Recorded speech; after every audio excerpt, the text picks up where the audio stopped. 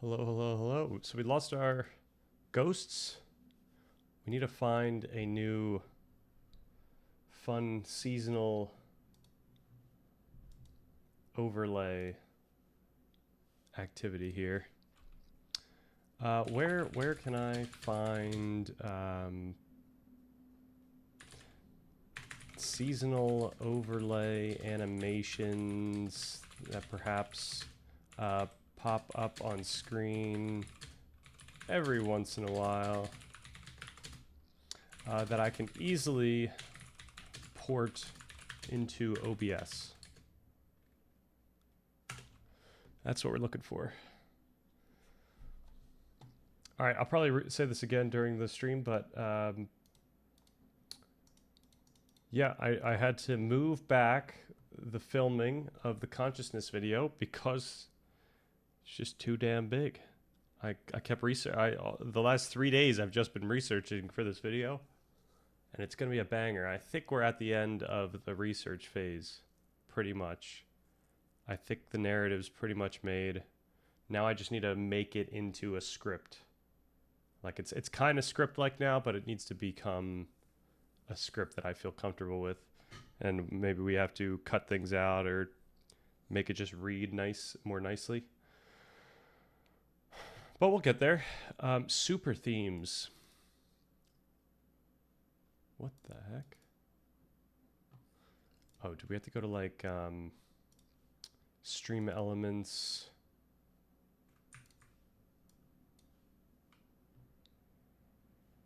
Oh, this would be like a whole theme. What else could we get? Alerts? No, scenes. See, the problem is that these aren't just like small things. These are like whole entire yeah, so like winter. If I just did winter, nothing. And that's for all of them. So we're kind of out of luck. Christmas. Fall. Fall Guys. Very nice. So yeah, I think we can't do anything there. Nerd or Die, they have some resources with overlay packs. Okay, okay. So yeah, back to what I was saying about the consciousness video. I think we're gonna have a week where we just cover consciousness stuff, except for Wednesday. Wednesday has to be productive. I guess progressive in the sense that we need to work on part 2 stuff. But I think we're just gonna be like making sure that the consciousness stuff is good. So yeah, if we have a calendar set here, which we don't, let's start getting some days. This is gonna be consciousness prep. Maybe I'll just call it consciousness week. Let's just duplicate this over.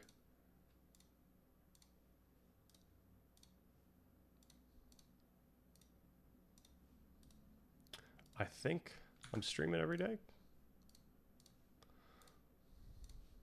And then we can gank this guy. That looks like a plan. And then I'm going to say that maybe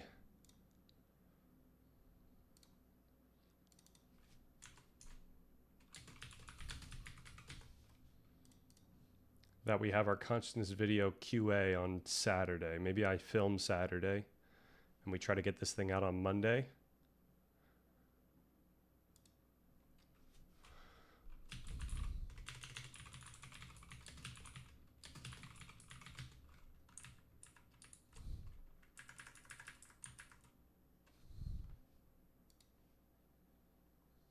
Yeah.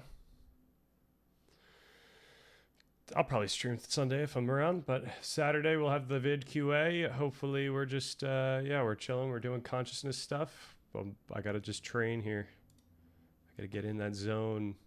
So what are we looking for? Like chat overlays? No, stream alerts, goals, event list. We just want like, is it widgets?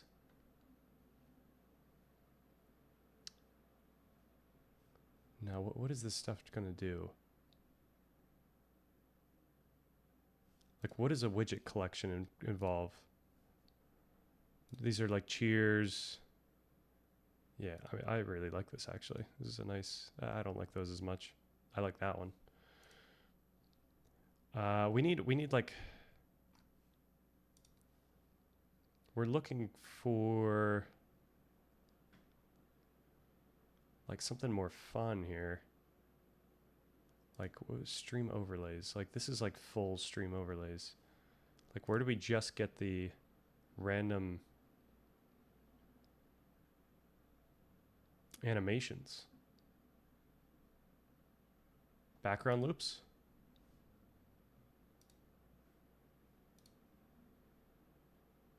Whoa.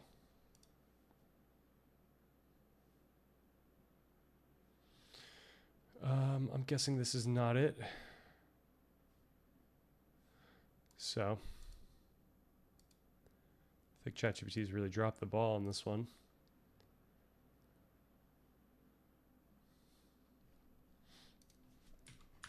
I don't want full animated overlays.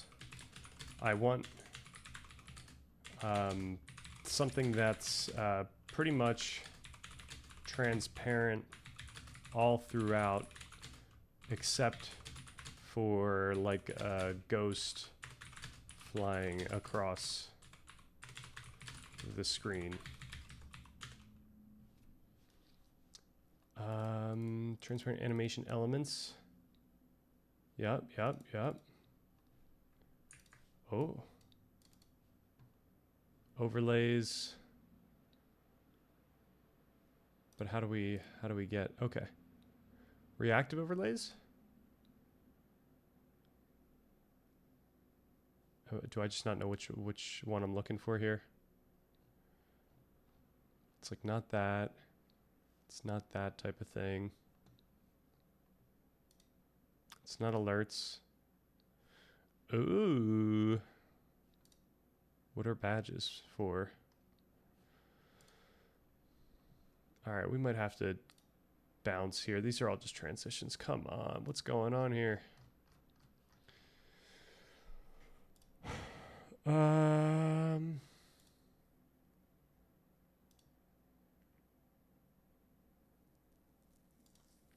Yeah, what are reactive overlays?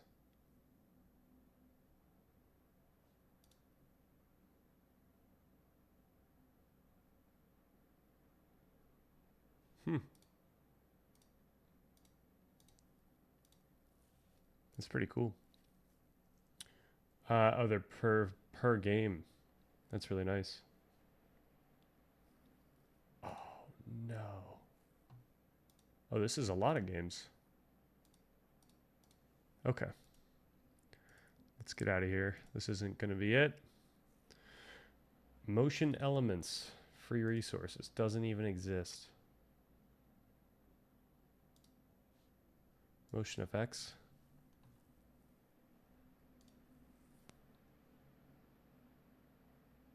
Oh, this is interesting. This is like, wow. Oh my gosh.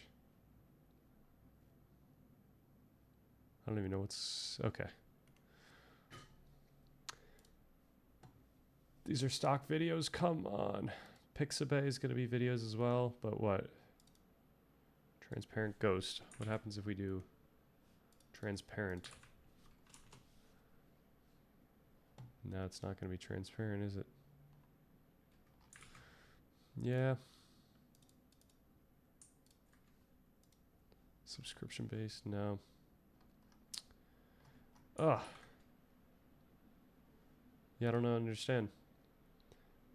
These are, what are these, widgets?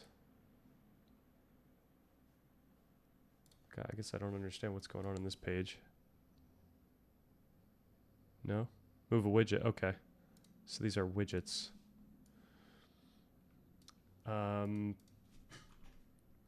Animated widgets, OBS.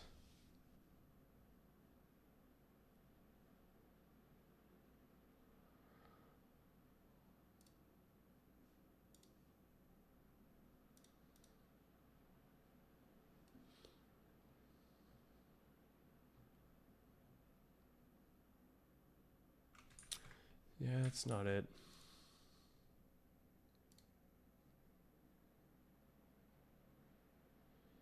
I think we would just have to make one then.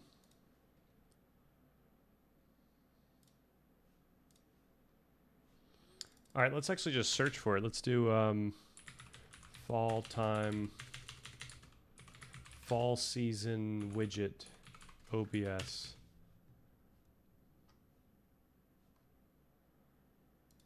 For cozy vibes.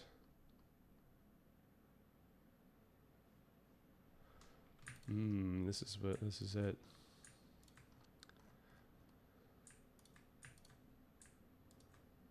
Oh, coffee lovers. How do we get to coffee here? Halloween. Yeah, we need like... Alright, why aren't these loading actually? New followers, stream starting. None of these are what we're really looking for here. Oh, it's so lame.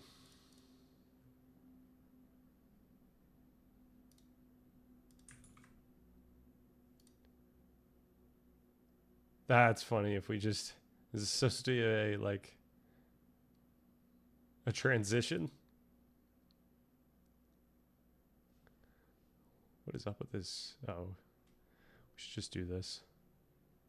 Stream is starting. Cozy fall.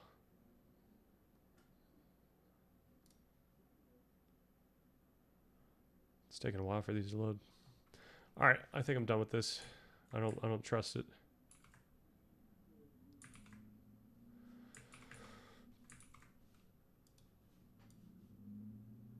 Okay. Let's just start watching some stuff. Weird things begin to happen when you examine consciousness. All right, we're going to be giving feedback. Sponsored by the Personal Information Removal Service, Incogni. Protect your online data and personal information from data brokers and search sites. Use my link in the description to get 60% off Incogni's annual plan. We've all experienced it. Perhaps we were walking down the street. Perhaps we were sitting on a park bench. Perhaps we were watching a video at home. Suddenly, it hit us. A momentary but lucid breakaway from our normal perception. Our normal focus on what seems like center stage. We look around and realize no one is watching what we are watching. No one is seeing what we are seeing. Everyone else is watching something different. Their own show from their own position in the theater. We realize there isn't even really a center stage or show at all. There's just one big audience, each individual performing in their own section with their own spotlight for themselves. Occasionally some performances bumping into each other, their spotlights briefly overlapping. This realization has a term, known as sonder, which is defined as the sudden awareness that everyone is living an entirely unique life, just as complex, vivid, and real as one's own. Nice. The millions of people whom you pass by, physically or digitally, all the blurs of the cars you've seen fly by, all the rear silhouettes that you've waited behind in line, all the lights of apartment windows that caught your eye. Each of these flickers in your life belong to unfathomably deep, full lives, just as your passing car, hazy silhouette, and dim window light belong to yours. This world emanates a spectrum of conscious experience devoid of centrality, billions of people experiencing each moment in the strange and almost ethereal realm of consciousness. But what is this realm? What does every life, every story, and every observation suggest about the nature of what we are experiencing as a whole? What do we all share in this theater of existence? What is this theater of existence? How real are the shows we watch and the stories we tell? The observer effect. Most of us tend to think that there... I'm curious what we actually talk about here. Or if this is just going to be like a philosophical type of contemplation, which would be kind of lame, only because we're trying to be a little more comprehensive. There is one true reality, which is fixed and independent of observation and subjectivity. Though this sounds obvious and intuitive, there are legitimate reasons to question this, to consider the possibility that reality, as we define it, might be meaningfully altered by our observations, not merely as it appears to us, but reality itself. Both throughout history as well as presently. So to just say that without giving context for what you mean there might make people think that what you're trying to imply is that our conscious experience actually affects some like external thing rather than the fact that the meaning we experience is local, it's subjective. But because that was rather ambiguous, it can lead to multiple different interpretations. There are both philosophers and physicists who believe, to varying degrees, that reality is far more entangled with observation than what we tend to think. The 18th century Anglo-Irish philosopher George Berkeley went so far as to argue that observation not only alters reality, but creates it. In other words, reality does not exist independent of the mind, but is the result of the mind. The fundamental nature of everything is not matter. I guess he was going for it. He was going for the full thing. But mental constructs, or ideas in the mind. This view would eventually come to form the metaphysical philosophy known as subjective idealism, though at the time, Berkeley referred to it as immaterialism.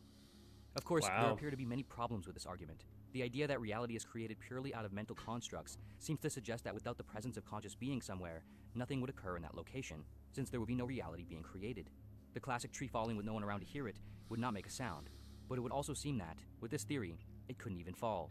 But of course, it appears that it could. Things do seem to happen in the world regardless of any person or animal. That's what we need. We need the leaves. An empty room devoid of any person, animal, or plant can be left and returned to without any apparent changes, and everything appearing to have continued as one would expect. A candle that was lit in the room before leaving, for example, assuming there is no draft or alterations to the oxygen levels in the room, will continue to burn, and the wax will have continued to have melted at the rate that one would expect when they return. How then could observation create reality if things don't appear to cease happening when no one is around? Perhaps our brains create the continuity, but with the amount of coordination required amongst other brains, that seems far less likely. For Berkeley, the answer was God. Since everything was always being observed by God, things always happen everywhere, even when there are no humans or animals in direct proximity. For some of us, this might... Yes, my understanding is there's no evidence for this view other than intuitive evidence or some type of intuitive metaphysical argument where, you know, we kind of leverage what we think and then we kind of go off of that. It sounds like an interesting conclusion, but for many others of us, this likely sounds like we took a very wrong turn somewhere. But what if this idea of ubiquitous observation points us towards something profound, a place we can traverse and explore without needing to bring God with us? Quantum anti-realism. Quantum mechanics is the field of physics that deals with the nature of reality at the atomic and subatomic level, particles like electrons, photons, neutrons, and so on. During around the 1930s, there were two opposing views forming about the nature of reality pertaining to quantum mechanics. The first view is known as realism, which was supported by Albert Einstein, among many others. Realists argue that the universe is real and independent of observation and measurement. The physical world, everything including tiny particles at the quantum level, is deterministic and fixed with definitive properties. As previously mentioned, this is what we all tend to intuit. But the problem is, quantum mechanics appears to pose serious threats to this view. The other opposing school of thought is known as anti-realism, which was argued for by the physicist Niels Bohr, among many others.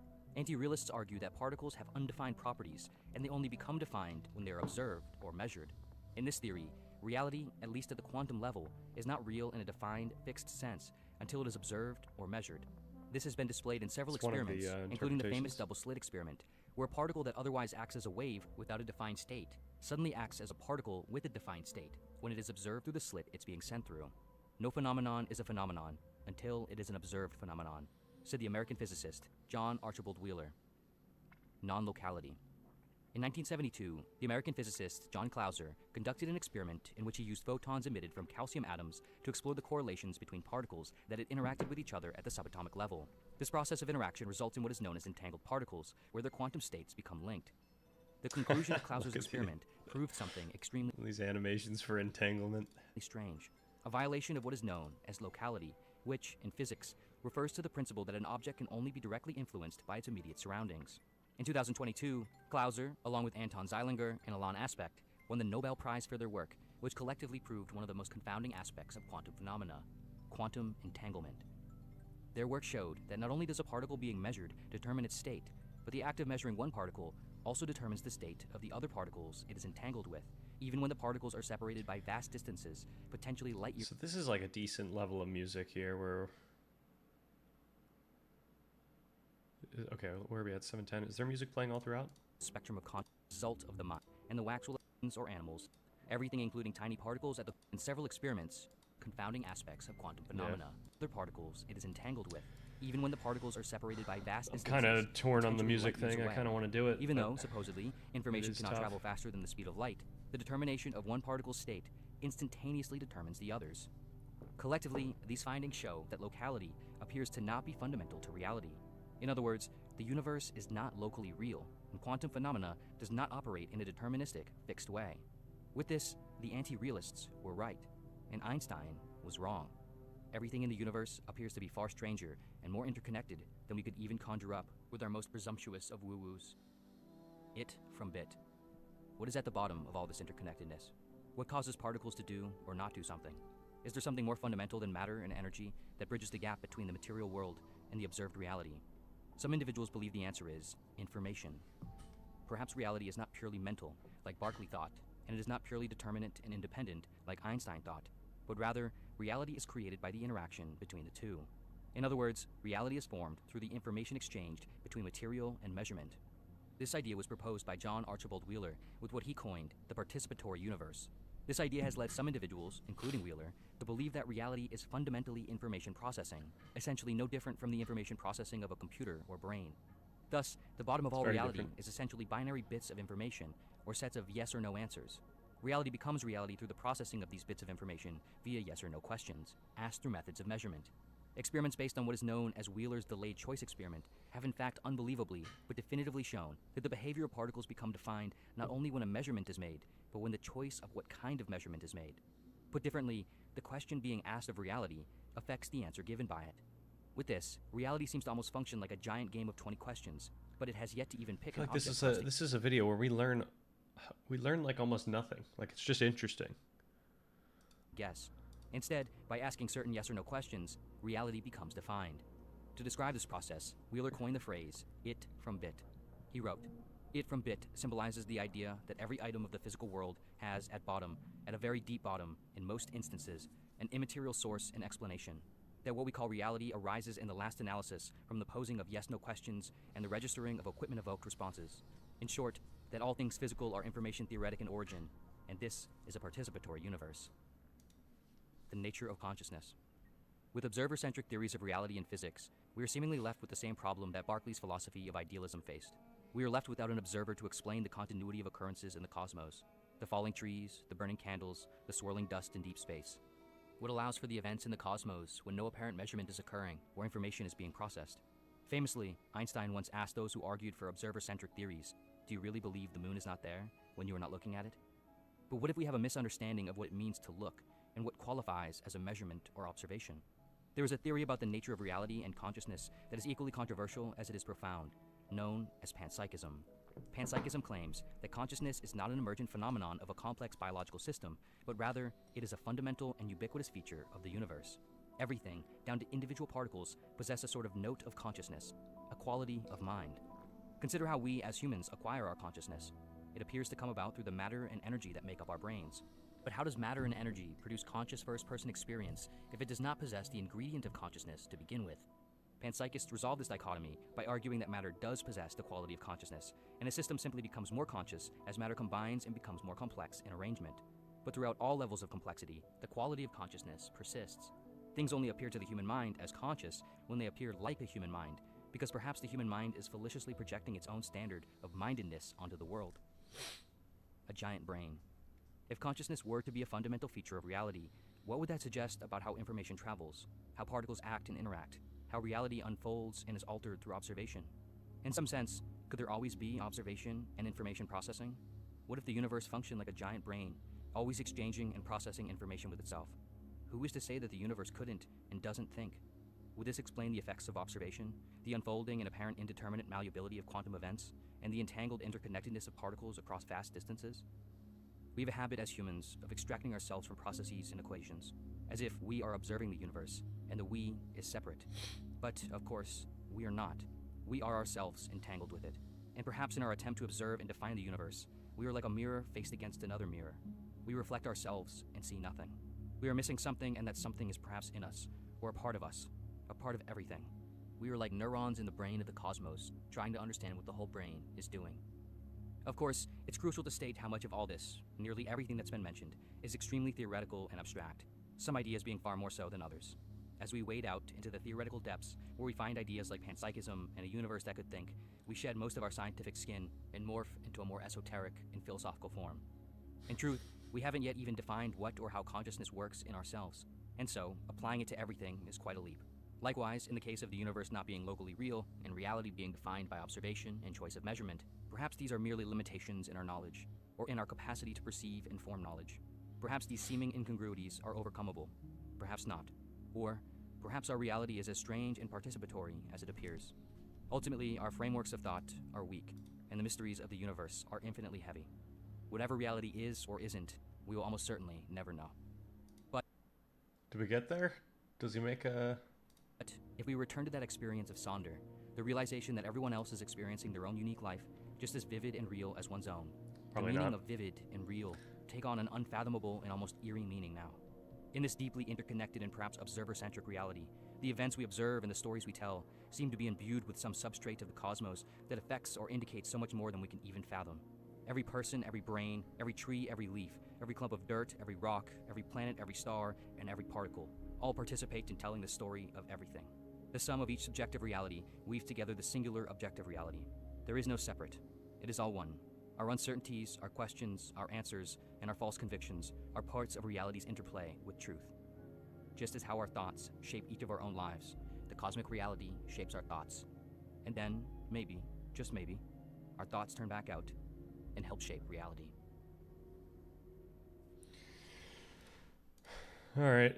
Regardless of whether or not the I'll give it the like, but that wasn't too helpful here. Okay. When you trust quantum mechanics, we've got this one, right? How consciousness shapes? No? How consciousness shapes the universe. Oh, this is Donald Hoffman. We gotta watch it if we. This video is sponsored well, by. If we have This video time. is sponsored by. Did I lose it?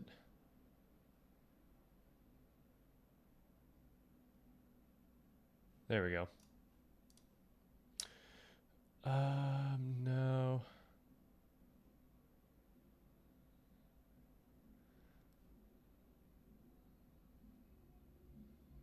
Quantum information panpsychism.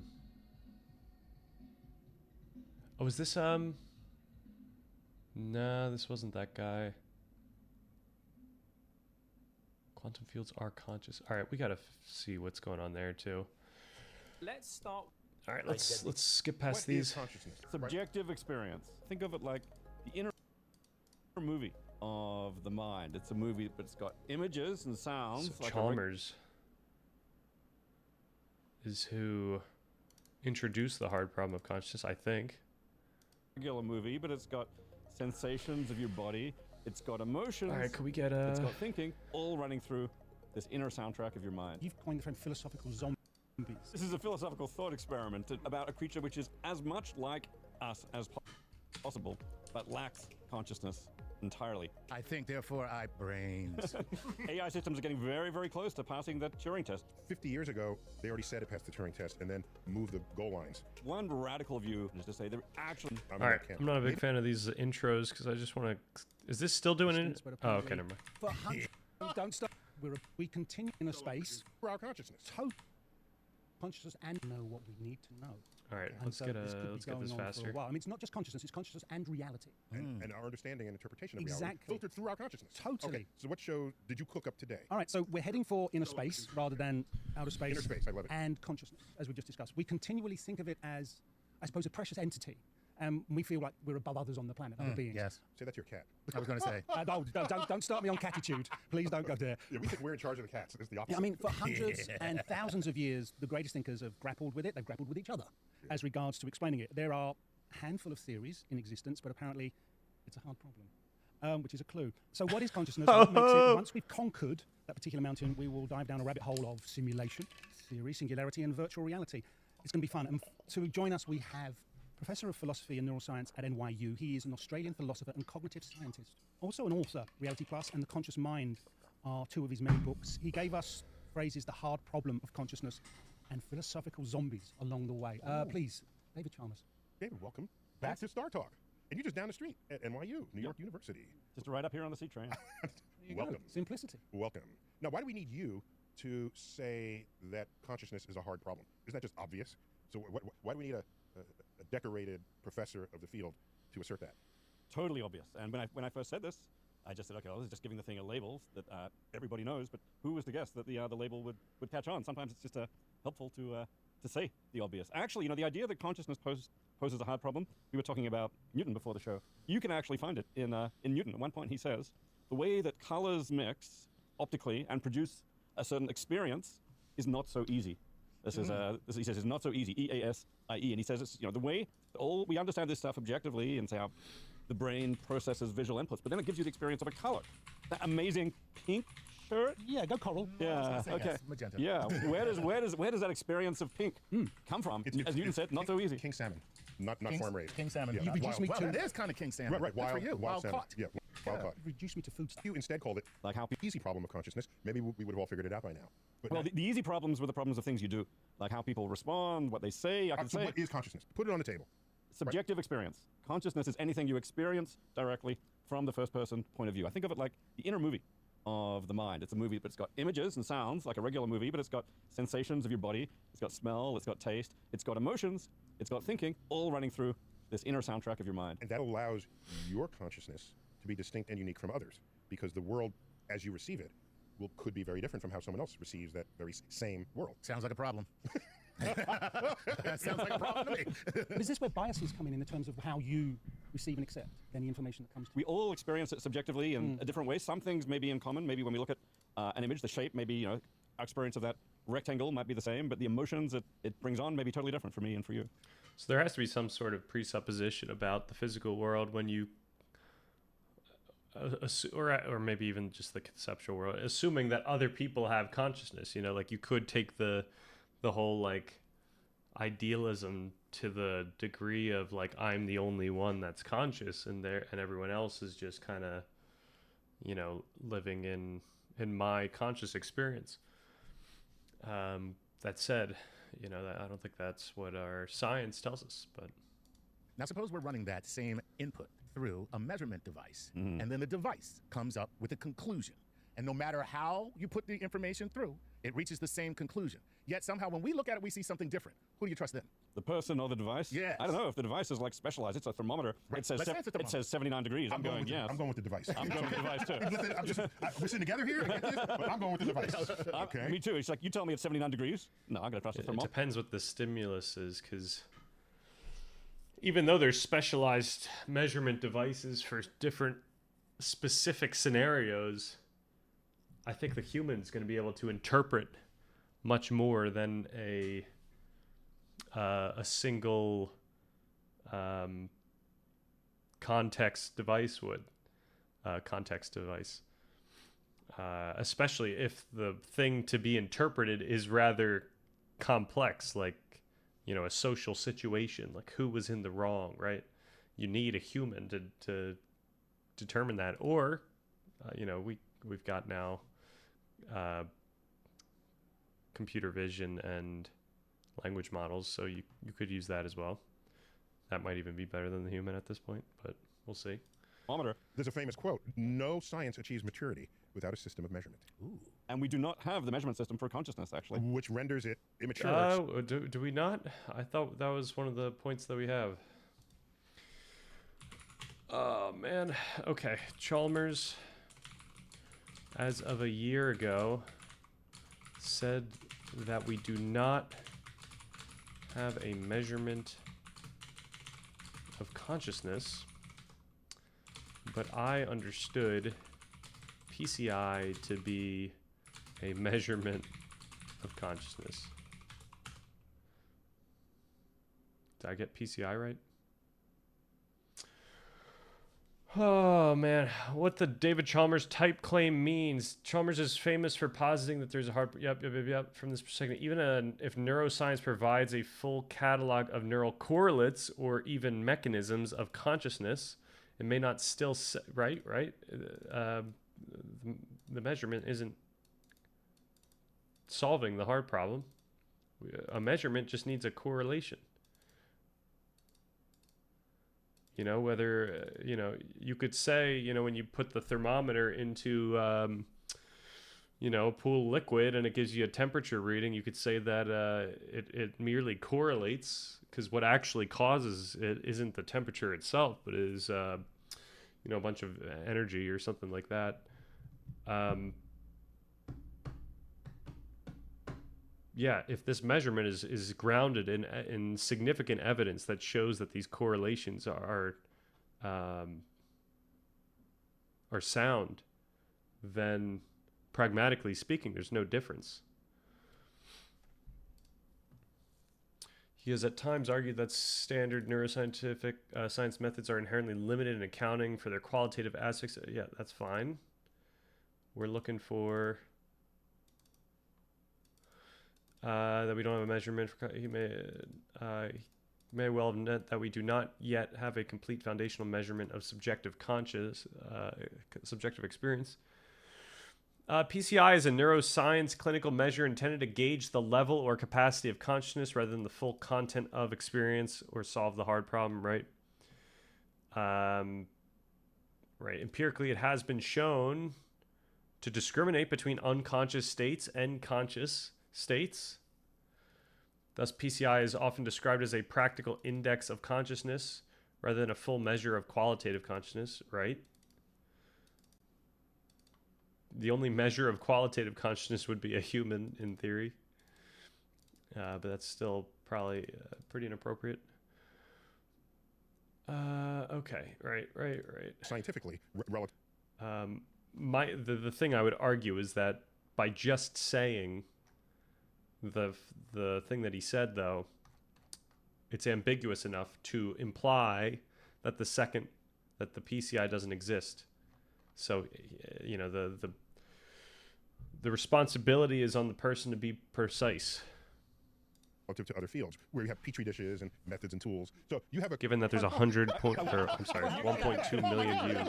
Oh my God! I walked into that, didn't I? You know, years ago, I went along to a conference and told everyone that I'd invented a measuring device for consciousness, the consciousness meter, made with a combination of neuromorphic engineering, transpersonal psychology, and quantum gravity. And then I pulled out my consciousness meter, and it looked kind of like a hairdryer. That was where we were back in the 90s. Yeah, I would have called bullshit on your second half of that first sentence. Exactly like word salad, so I applaud you, sir. Yeah. So whereabouts It's in like the an brain? ectoplasmic meter. Ectoplasm, yeah. So whereabouts in the brain do you think we are fermenting this consciousness? Well, this is one of the big debates which is going on. What are the neural correlates of consciousness, which is the bit of the brain which is active in a way which is most directly connected to your consciousness? And there's actually, even among neuroscientists, there's a very lively debate between people who think it's in the, say, for visual consciousness, people who think it's in the sensory areas Like toward the visual back cortex of in the the back brain, of the exactly, brain. visual cortex back there, or prefrontal cortex, front of the brain, the areas associated more Higher with reasoning. thinking and Just a judgment. question: what's the difference between your prefrontal cortex and your frontal cortex? Frontal cortex is a little bit more. It's a little less front than the prefrontal cortex. See? It's less front. It's a little less front than the prefrontal cortex. Okay, when we look at brain structures, They compared didn't among let him other give a animals, good response there. Very, very briefly. What is the difference between the frontal and prefrontal cortices? All right, frontal cortex refers to the entire frontal lobe, the large front part of the cerebral cortex. It includes regions involved in movement, planning, language, and higher cognition. Prefrontal cortex is a subset of the frontal cortex, the most anterior frontmost portion. It lies in front of the motor and premotor areas and is especially involved in executive functions such as decision-making, working memory, social behavior, and abstract reasoning. And the other question that we want to ask from this is, who of the leading neuroscientists believe that consciousness comes from the sensory systems? My understanding was that there are Damasio types highlighting the brainstem, etc., and Haney types highlighting the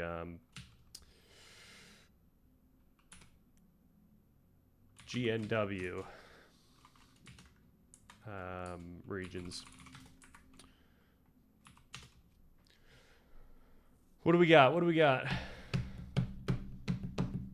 Yes, there are several leading neuroscientists and cognitive scientists who place particular emphasis on sensory systems as tightly involved in consciousness.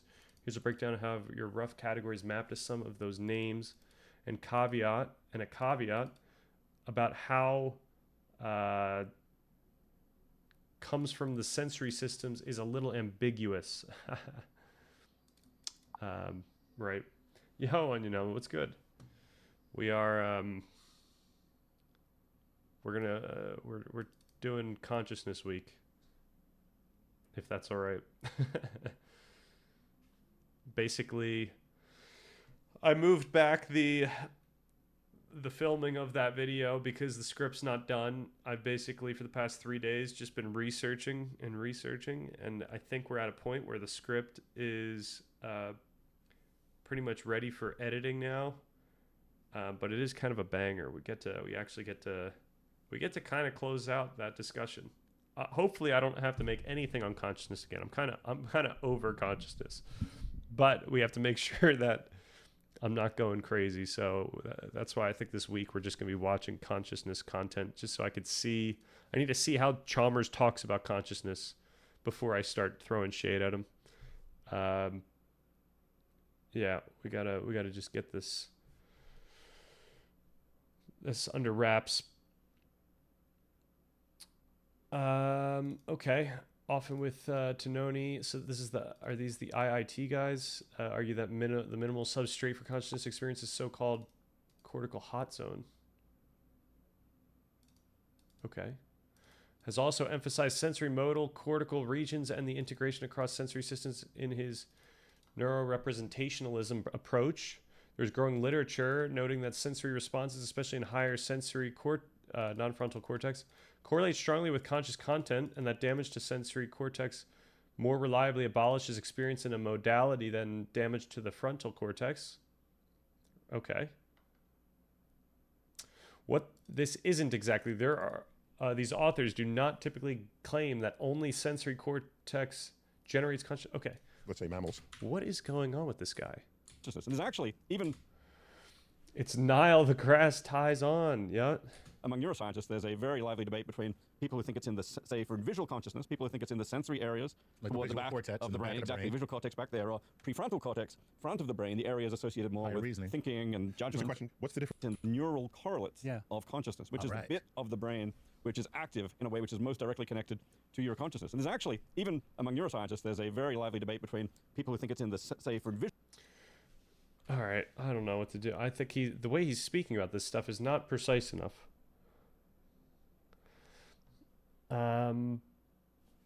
Let's just hone in on visual.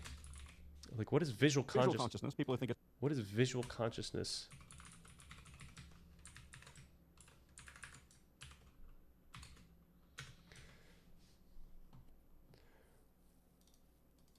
Like, in my understanding, you don't get one part of consciousness without the others, unless, of course, they're damaged.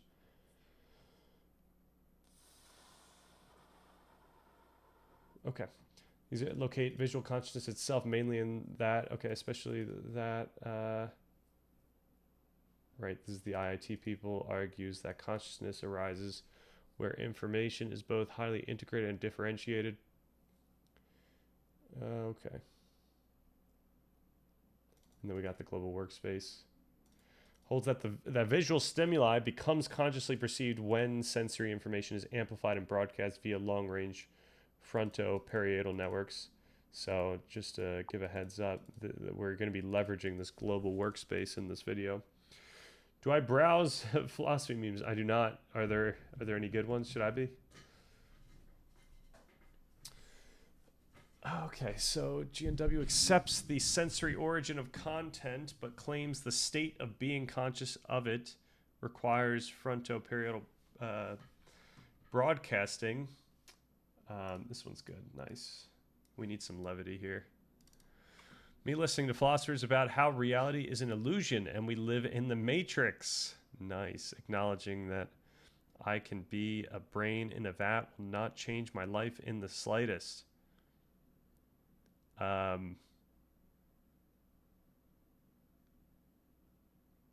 There's like two things going on here. One, this is like very true. Like all these discussions about conscious, like one of the points I want to make in this video is like, these aren't practical. Like there's no practical implications.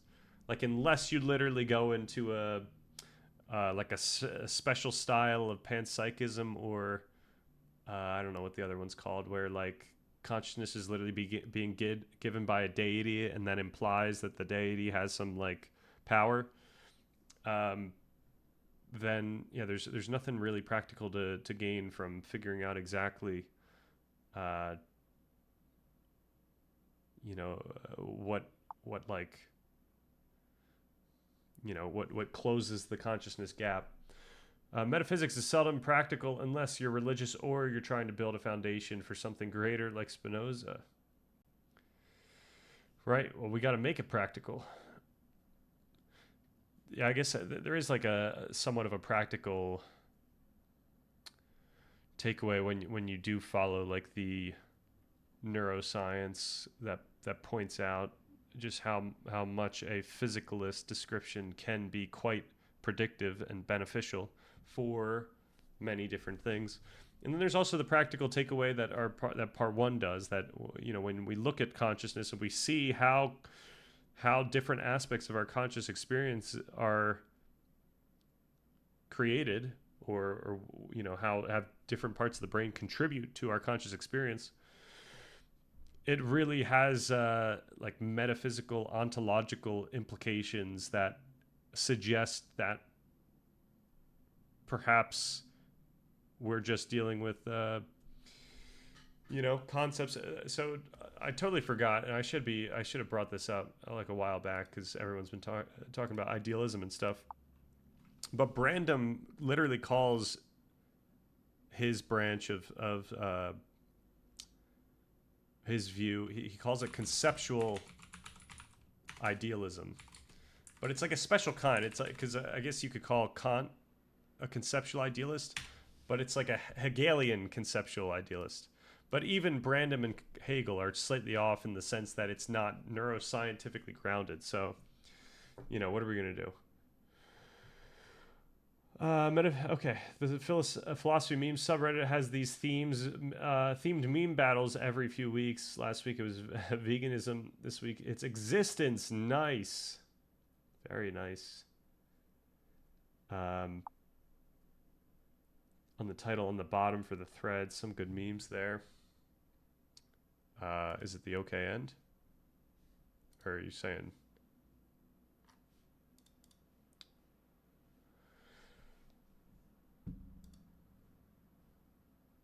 Oh, we got a Sisyphus one. Creating life is immoral because consent and suffering, enjoying existence.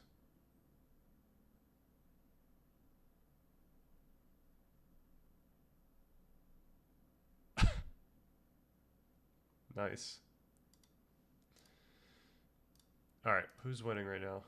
Is this a win by upvotes? You're an idealist. It's a Marx insult. It's devastating. You're devastated right now. I don't understand it well enough. Jeez. Yikes. I probably won't understand a lot of these.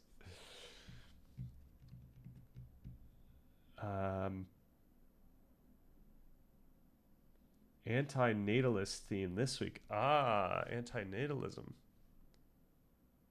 I recently went through that one. We have free will. We don't have free will.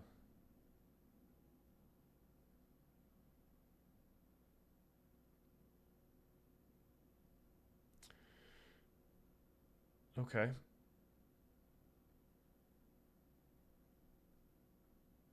This is us. This is part one. Except we get there actually not just in like a, this is pragmatic, but we get there in a way that is pragmatic and is grounded.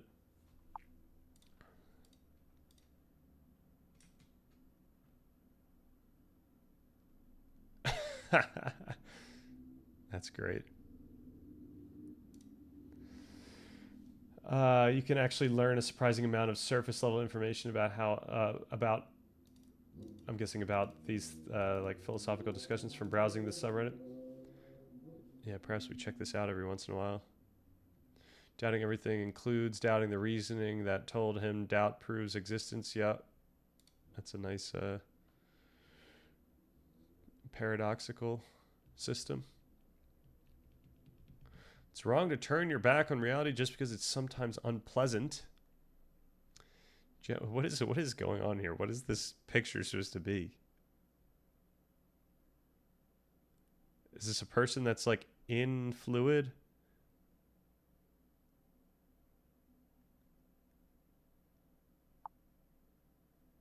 Oh, he's in the Matrix. Ah. Generating experiences, both good and bad, have inherent value. Quit having fun. Nice.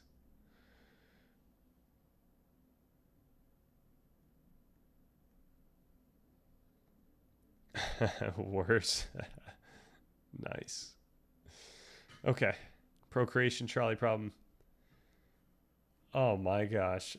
All right, we got to get out of here. Check the comments.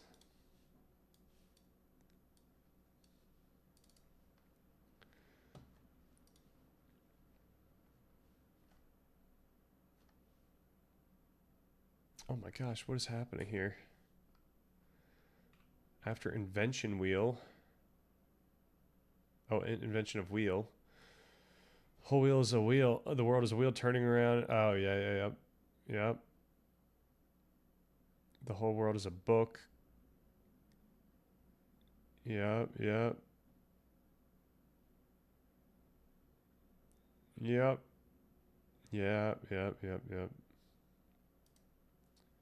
Except the computer one. I think the computer one actually has a little, like, you know, it's more reasonable, I guess. Mainly just because we can intuit that the computers can actually create dynamical systems. Very nice. If the simulation is indistinguishable from reality, why not just conclude we are living in reality instead of positing a simulation?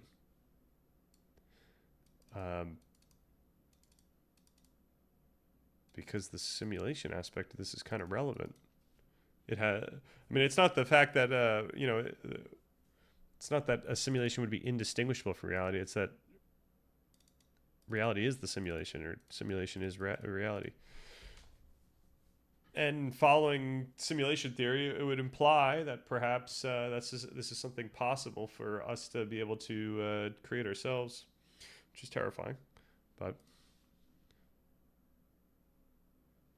I didn't realize that this was from a clip.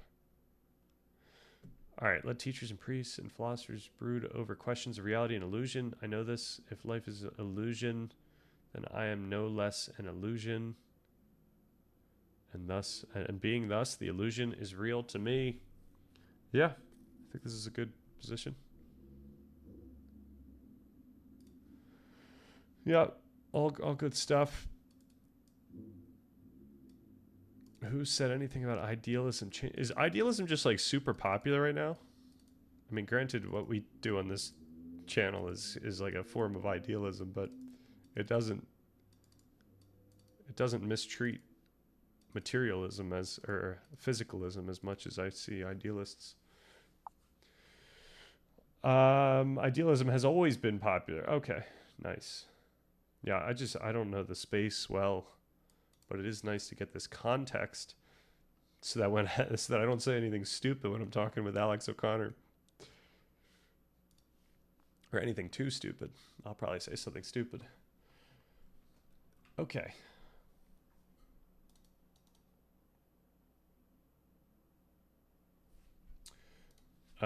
Is there any evidence that the posterior sensory theories have that the GNW theory can't make sense of?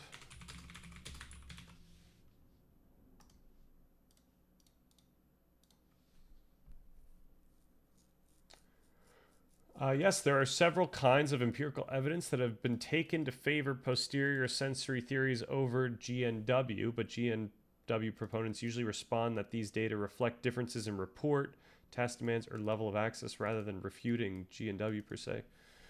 All right, let's unpack this.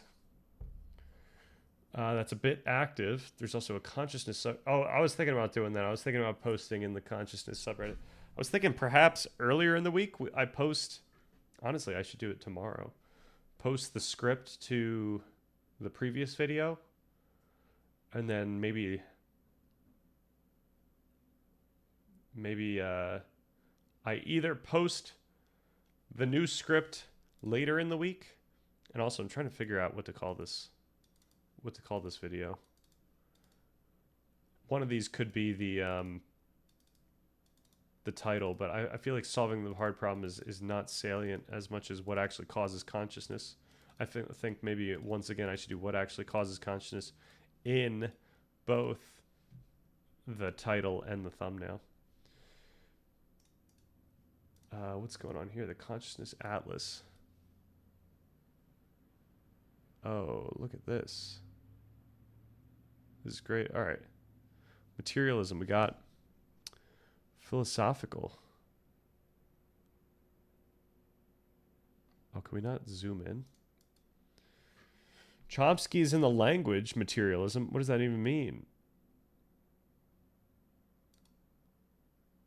Oh, this is great. Okay, nice. All right, we got to bookmark this.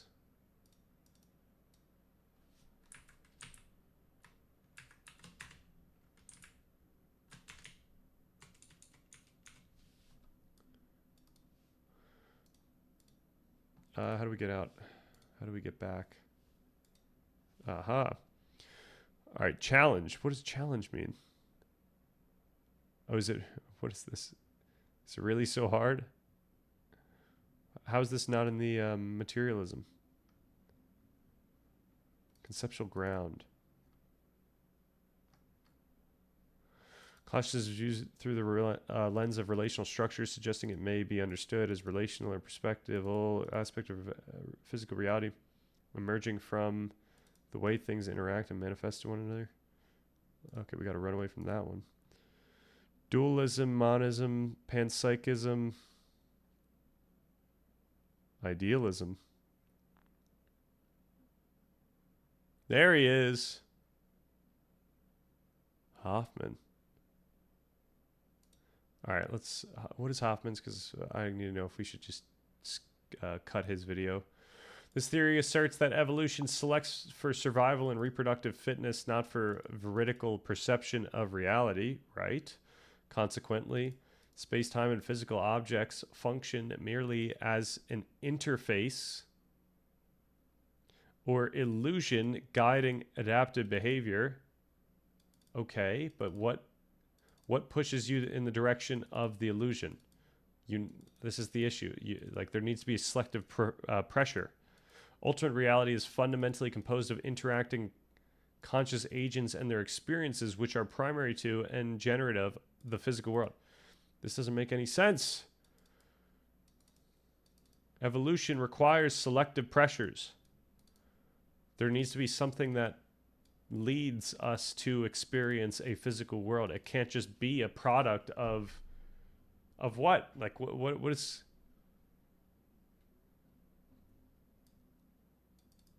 But perhaps that is kind of inherent here. That, yeah, I think this idea of just a conceptual understanding just really like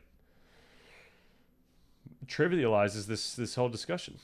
There's a paper that's there. There's a paper from this thread specifically. Okay, all 325 consciousness theories in one interactive chart. Oh, I see. Robert Kuhn's paper, and wanted to make it more accessible. A landscape of consciousness towards a taxonomy of explanations and implications. Nice. Man, this has to be quite long. Okay, this is good. This is good because now I can gank this, right? Can we gank it? View PDF. Oh my gosh, we get to gank it. I get to throw it into Gemini, and I get to say, hey, which is closest to my, and then we get to go from there. It's also open source. Very nice. Then what's going on here? So I built the Conscious Atlas. Right. This is amazing. 5 days ago. This is incredible. Oh, this is good. People are going to be here. Congratulations. A treasure house for any researcher on consciousness. For me personally, it affirms my thought that we have so long been asking the wrong question or seeking answers to the wrong question. Actually, I've been on the genesis trajectory of consciousness for quite some time now, and the kernels of my theory are being readied. What does that mean? I will be happy to share it, joining the bandwagon perhaps, but surely it will be an out-of-the-box solution answering questions of multifarious types. If you like, I may drop it in your mail or website, of course, if the details are shared by you.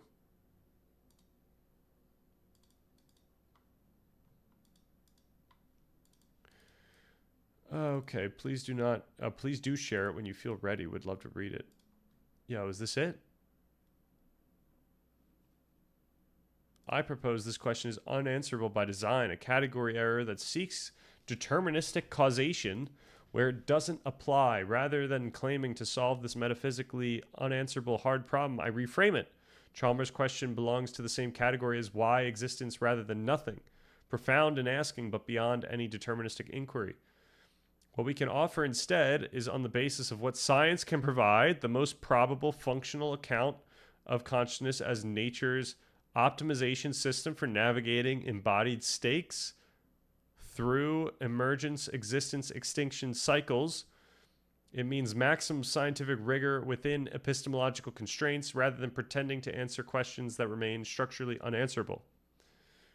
I argue that consciousness emerges precisely where knowing has consequences for the knower, right? Yep. When embodied systems face existential stakes, when I keep reading this, I keep thinking like the food stakes. Existential stakes: find food or starve, evade, threat or die. They require first-person prioritization. So this is like maybe a slightly inappropriate way to describe the trajectory of evolution, but that's fine. The I isn't a metaphysical mystery. It's the functional necessity for systems where outcomes matter to their continued existence. It's the functional necessity for systems where outcomes mattered to their existence. Like, the reason why we have the certain adaptations that we have is not because, most precisely, it's not because it helps us survive today. It's because it helped people survive in the past. It's just a product of that today.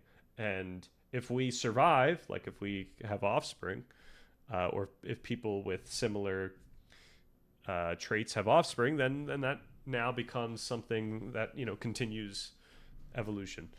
But from our standpoint, we only have the product of actual evolutionary pressures or progress. All right, the actual mechanism of consciousness emerging is measurable.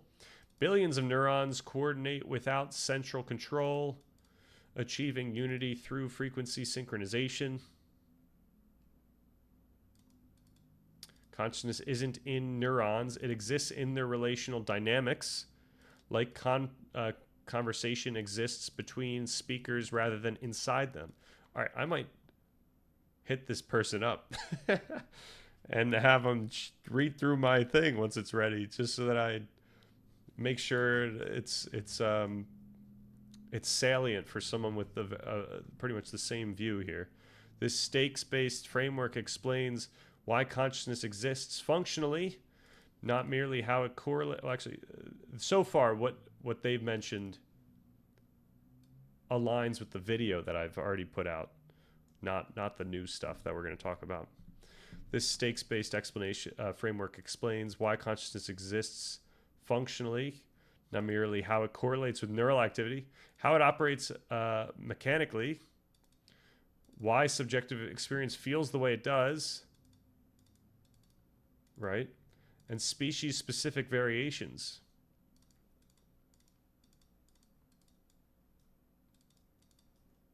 The essay traces consciousness from bacterial awareness through what is this, me? Through human meta-consciousness to speculative cosmic scales. If consciousness is nature's exploration mechanism operating through emergence, existence, extinction cycles, then planetary consciousness represents merely one chapter in a longer story. This is now getting ready for a cosmic trajectory that continues through biological transformation, technological augmentation, or forms that we cannot yet conceive. The piece is accessible without being simplistic. Okay. We might have gone off the rails here, but address. Okay, this is what my theory under preparation leads to. I have way too much to add, ask, and rave about around what you wrote, and I'm very much in your camp, but it would be pages of words if I were to capture it all. I'll leave it with a profound good luck. And may our papers meet each other sometime soon. Should I just post something here? No, I can't post my video, but I kind of want to just hit this person up. Okay. Let's permalink this, and let's save this, and maybe in 2 days we'll you got 3 stands there. Yeah, they're probably writing documents. Yeah, we gotta figure out what's going on. Granted, our document doesn't really care about consciousness as really. I mean, it touches on consciousness, but it doesn't care about exactly this level of discussion. It kind of just implies this stuff. Okay, when you have 300 theories, maybe the theoryfication is the problem. Okay, let's go back to these theories. First, let's save these, and then let's get back here. All right, so this was enough for me to get rid of the Hoffman video. That's not going to help us. Homeostatic. There's a lot of homeostatic. Predictive Seth. Anil Seth, Damasio, we know. Friston, we know. I've heard of that. Okay. Embodied cognition. A lot of these overlap. A lot of these aren't necessarily mutually exclusive. Representational. Okay. Clark. Who's T. Clark? Is this the same? No, I think that we saw another Clark. Phylogenetic. What is going on here? Neurobiological. Dennett. Sapolsky. Bach? Where is Dehaney? That's who I'm looking for now.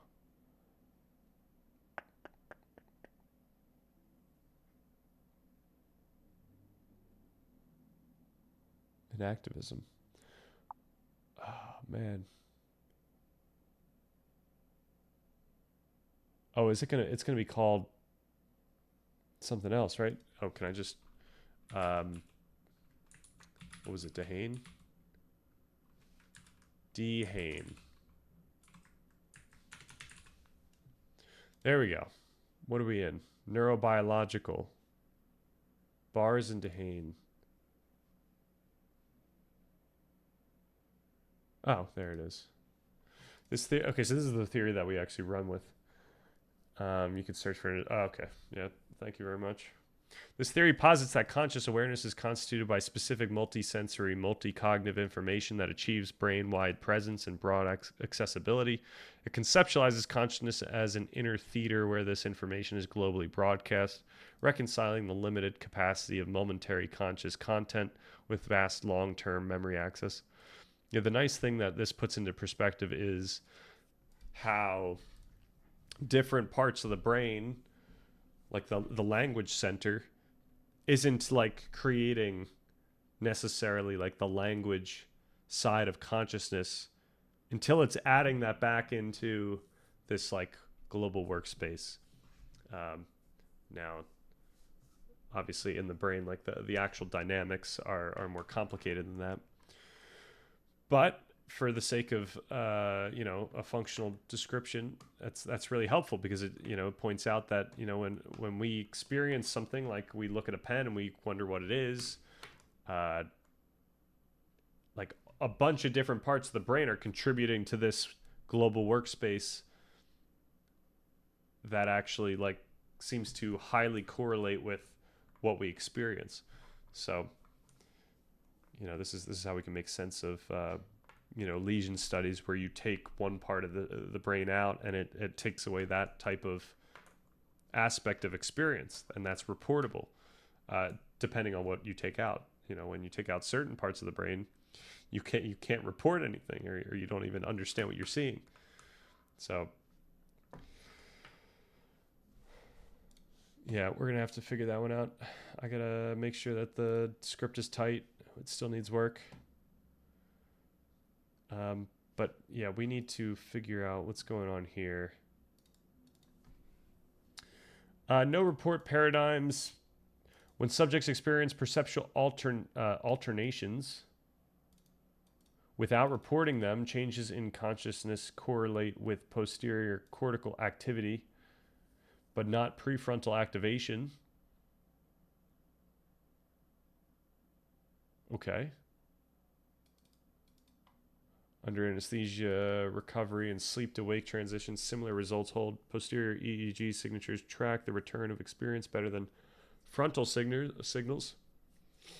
Why GNW struggles? GNW posits that conscious access requires frontoparietal broadcasting. If prefrontal activity is absent, yet conscious percepts fluctuate, that's awkward. GNW response: the paradigm suppresses report. Ignition may still occur locally, but without overt reporting, it's hard to detect. Where the awareness inferred may not constitute global access. Okay. I understand that. I need to understand this. Yo, Dharmanam, what's good? We're starting off Consciousness Week, where I make sure all my ducks are in a row for this video. 'Cause it's kind of a chunky boy. And I don't want to make another one, so we need to be comprehensive here. Lesion and simulation study evidence. Bilateral damage to posterior sensory cortex can abolish visual experience, whereas large prefrontal lesions often leave phenomenal awareness intact. Right? Isn't this... Okay.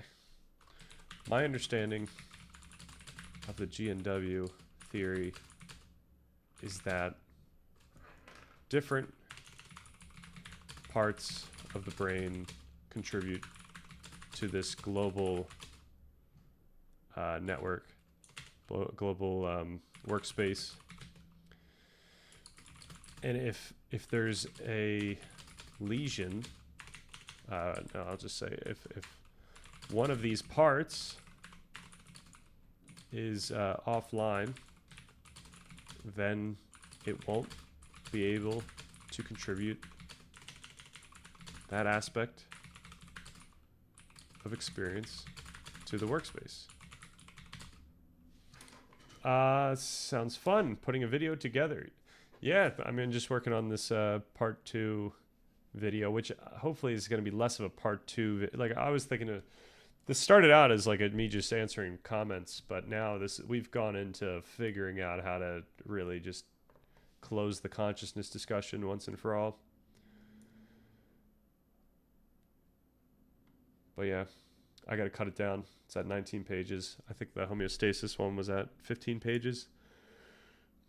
I mean, that wasn't too long, but I would rather not make this too crazy. Granted, if it's long, it's gonna be because there's a lot of good stuff in there, and I think I'm gonna make some pretty hard claims by the end of this thing. You don't understand. I proved consciousness. Well, I don't want to be too. I don't want to be too. Let's just say inappropriate in my wording. I solved the greatest problem. That one I don't think is going to be compelling. I am God. That's the thumbnail. I am God.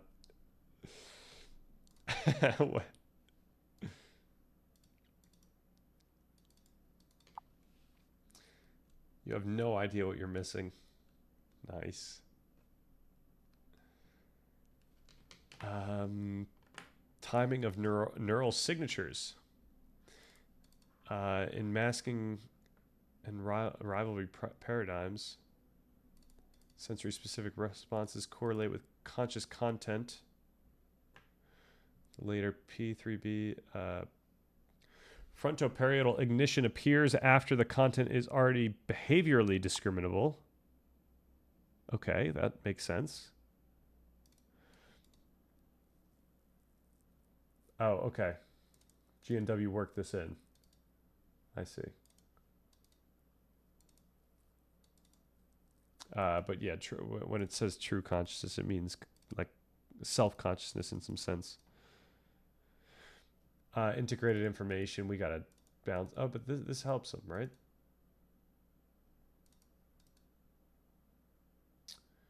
And related EEG complexity metrics localize integration chiefly in posterior cortical networks, not frontal ones, during conscious states. Right?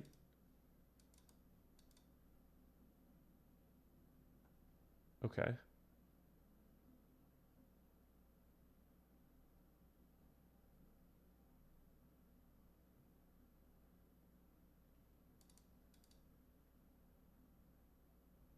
Without reinterpretation. Remains compatible with most data if it's framed as a theory of access consciousness, what can be reported, remembered, reasoned about, rather than phenomenal consciousness. Right.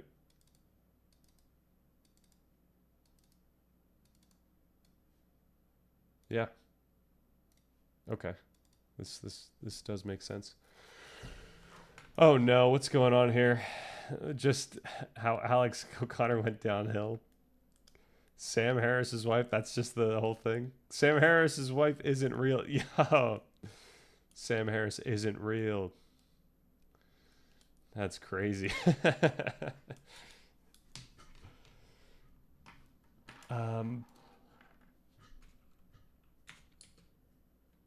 Does this not explain all of these situations?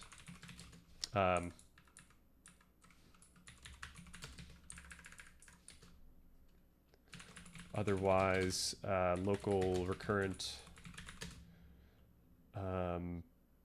systems can affect behavioral outcomes before signals affect the workspace.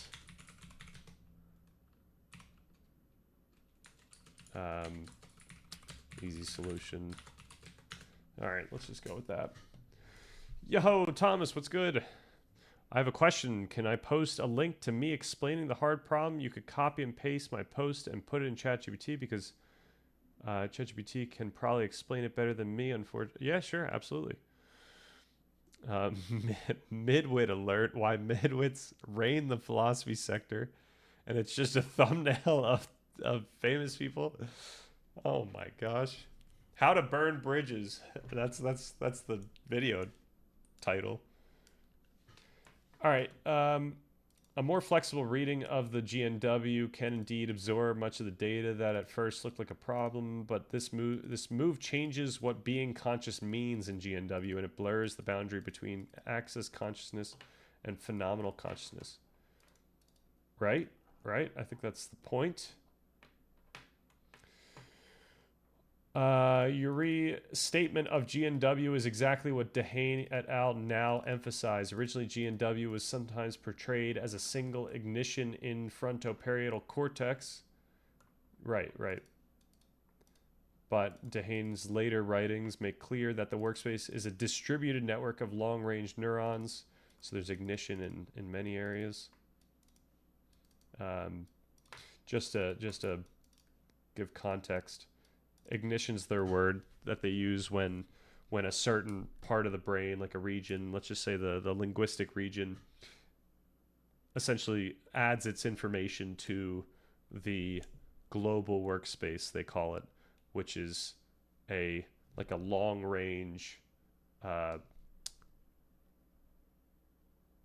system. So it's like, you could think of a looping firing of neurons that many other systems can now grab from. So this is why we can be like conscious of a thing that's in experience, or why we can reflect on something that we see.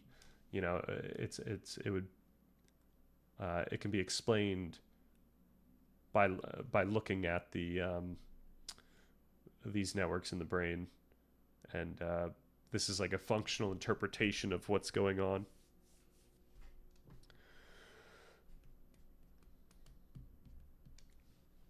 All right, yep. It has multiple specialized contributors: visual, audio, somatosensory, affective, motor, etc.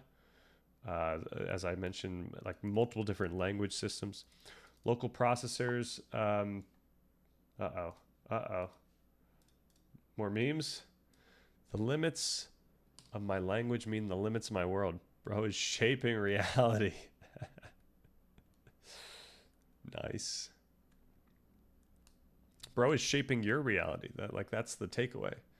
When someone says something to you, they are shaping your reality. Just automatically. If you even notice them.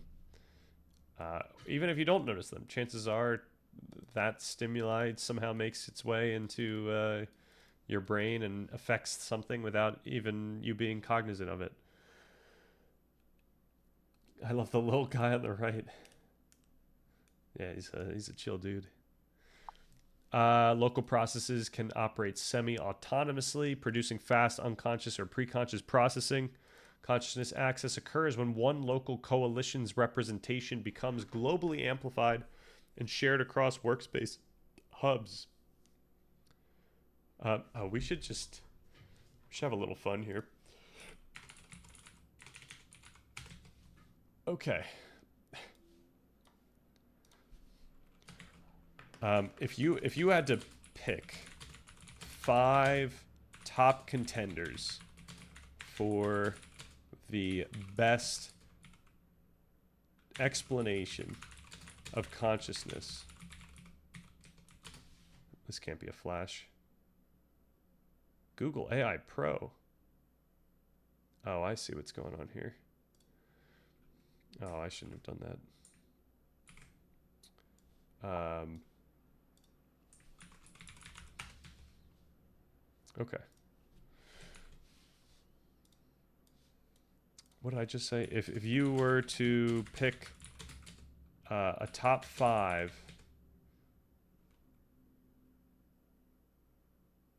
of what you think are the best explanations of consciousness from this survey.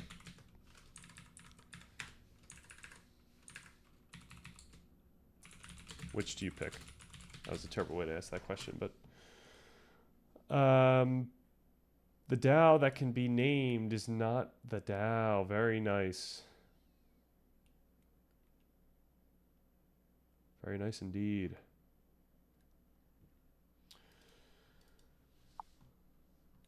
All right, the Neil. Oh, Thomas, where were you gonna post that? Was that in the Discord, or is that here? The Neil deGrasse Tyson and David Chalmers podcast was so sad. It could have been so much better. Oh wow, I didn't realize you had seen it. Yeah, so far it's been pretty underwhelming, but yeah, we'll see. I guess I'm really just I'm trying to watch this stuff to get better context of what are people saying, how people are talking about this stuff. Like I spend a lot of time in language models, so you never know exactly what is the vernacular used by the people. And what's been frustrating with that that video so far is that I think that Chalmers isn't being as precise as he should be about these topics. Reality/experiences beyond language is how I interpret that. I interpret that similarly. Oh no, I posted it here. If you scroll up, uh-oh.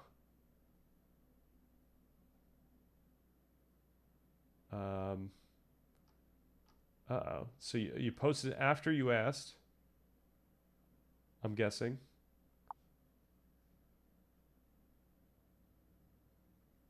Bernardo Kastrup and Absolute Philosophy is probably my favorite discussion regarding the reality experiences beyond language discussion.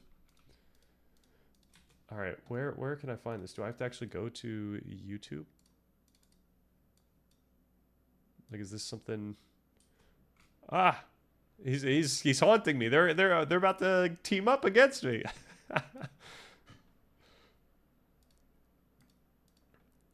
All right. Oh man, I don't want to. Do I have to watch this now? I don't want to do that. Can one of you guys watch this at some point and let me know if it's worth considering? What am I trying to do? I'm trying to find my channel just so I can go live. What am I trying to do? I'm trying to, and so I can find what you put in chat. Yeah, so I think I'm missing something here. Because you sent this, and then I don't see another. Yeah, another thing. It should be in the chat. You already watched it? Very nice.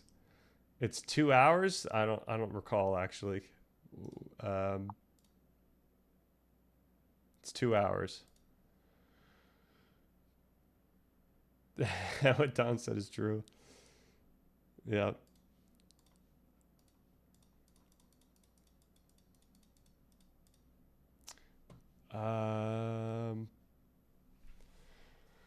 Okay. Let's. What does Gemini and its infinite wisdom choose out of the list?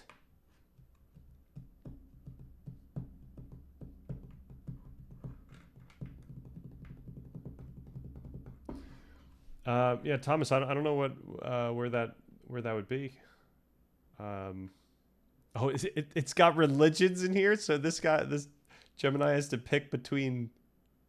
Oh my gosh, theosophy. What is happening here? Defining itself as divine wisdom posits that consciousness is a fundamental non-emergent property ubiquitous throughout the cosmos, existing even in inorganic matter, right? Human existence is described by 7 principles, including 3 types of non-physical soul, making it an occult system that views consciousness as evolving across various levels of planes of manifestation. All right. As an AI, I don't have personal beliefs or the ability to think which explanation is best. The author of the survey also explicitly states that his purpose is to collect and categorize, not assess and adjudicate. However, I can identify 5 theories or categories that the survey presents as the most prominent, influential, and foundational. All right, this is not what we're looking for. Wow, they really put IIT up here? Panpsychism's up here? Idealism's up here? What is happening? Okay, materialism, materialist theories like GWT. This is what we're going to leverage. We've already talked about Damasio's theory, which those are commensurate. All right, let's. It really got out of that one, so maybe YouTube is deleting it because it's a link. Ah, that would make sense. Do you want to... Are you on the Discord? Is there another way we could do this? I can't... Yeah, I don't... Is there a YouTube equivalent of let it? Oh, that's not what I want to do. Oh, wow, this opens it in. Okay. Is there a YouTube equivalent of what do we do? Allow? Join the Discord. Theosophy sounds cool, but they are freaks. It does sound cool though, like by default or like by principle. I'm skeptical of when someone like points out that there is like some like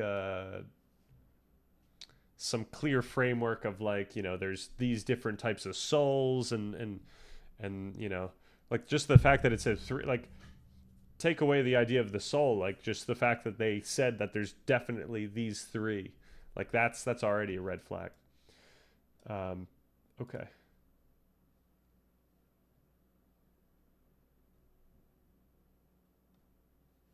Yeah, is there a YouTube version of permit?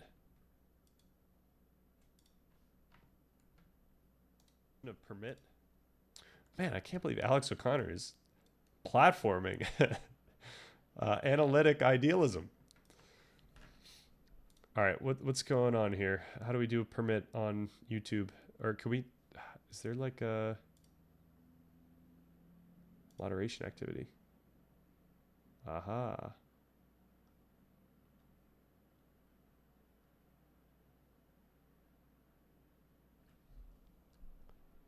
So that doesn't show it.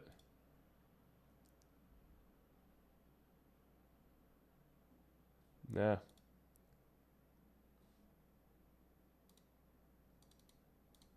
Yeah, I don't know. I don't know what to do about this. Is it just live chat? Should we go live chat?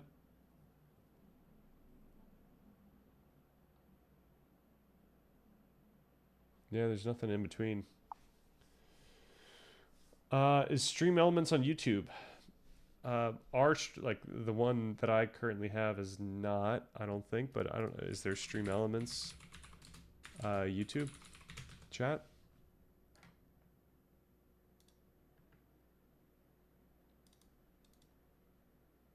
Yeah, I guess so. Maybe. I don't know. I could figure that out. But I don't think so. I don't think it's actually happening here. All right.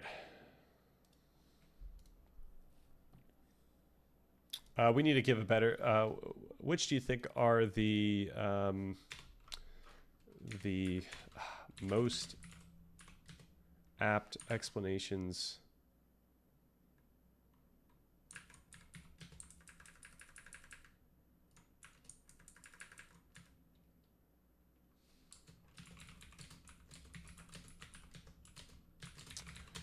I mean, if they were to compete against one another, that one would be able to logically oh, nice. Welcome, welcome.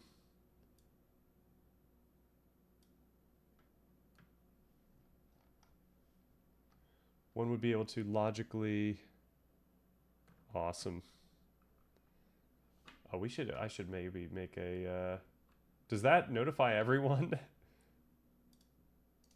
There probably should be a notification setting there such that it doesn't tell everyone that someone clicks the penguin.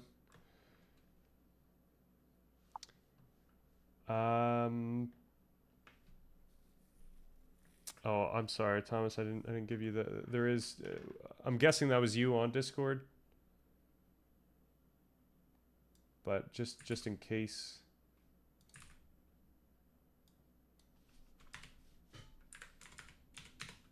There it is again. Oh. I beat Onion Helmet to it. My stream settings. Oh, okay, is that in the? That's probably in the YouTube stream settings. Okay. if they were to compete against one another, that one would be able to logically out argue the other. Logically outplay the other.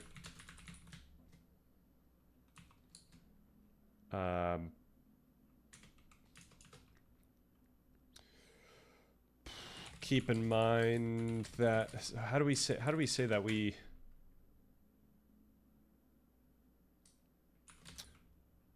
like respect science, you know? Because there is like a, you know, this does kind of fall down to, do you actually respect scientific norms?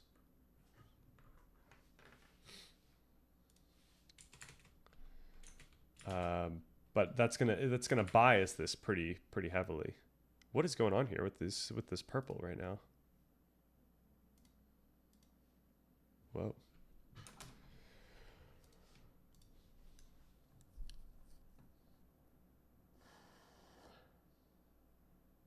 Oh, posterior theory advocates reply that this makes GNW unfalsifiable. Their criticism is conceptual rather than empirical. If every region that correlates with consciousness can be relabeled as a workspace contributor, then the theory loses predictive constraint. GNW's distinctive claim was global broadcasting causes consciousness, not merely that many areas participate. Right, you can go in a more...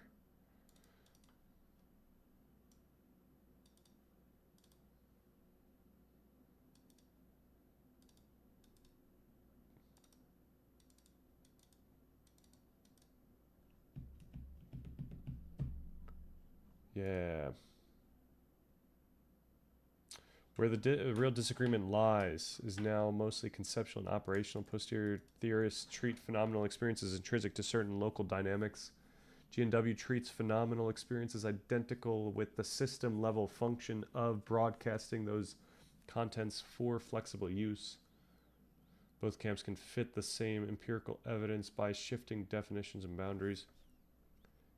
Okay. Yeah, I think if I hammered home, like if I pushed hard enough, I would point out that you can still predict certain areas. Predict outcomes when you do things to certain areas, or when you see activity in certain areas. But yeah, that's a good question. Is it unfalsifiable? Because there's this weird like recursive thing that happens with consciousness. Under the workspace, the global workspace interpretation, which is that not only are these like context specific, let's just say regions, so like the one that deals with salience, or the one that deals with like language, or you know, ones that deal with emotion. I mean, obviously I'm being reductive here, but not only do they contribute to the global workspace, but then they read from the global workspace, and then that affects what they then contribute back. So it's very odd. So the question is like, yeah, does that small aspect of consciousness arise from when it actually enters the global workspace, or does it arise through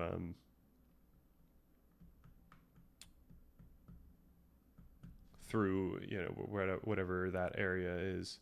But I think that's where the global workspace, breaking that down into its actual constitution of a distributed network, kind of helps it out.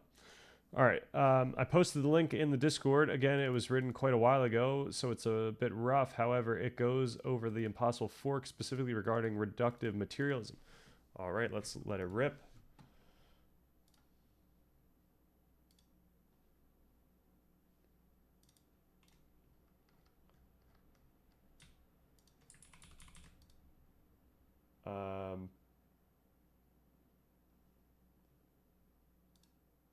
Should I not read it? Should I just put it into ChatGPT? Can you give me a rundown of this post on r/consciousness?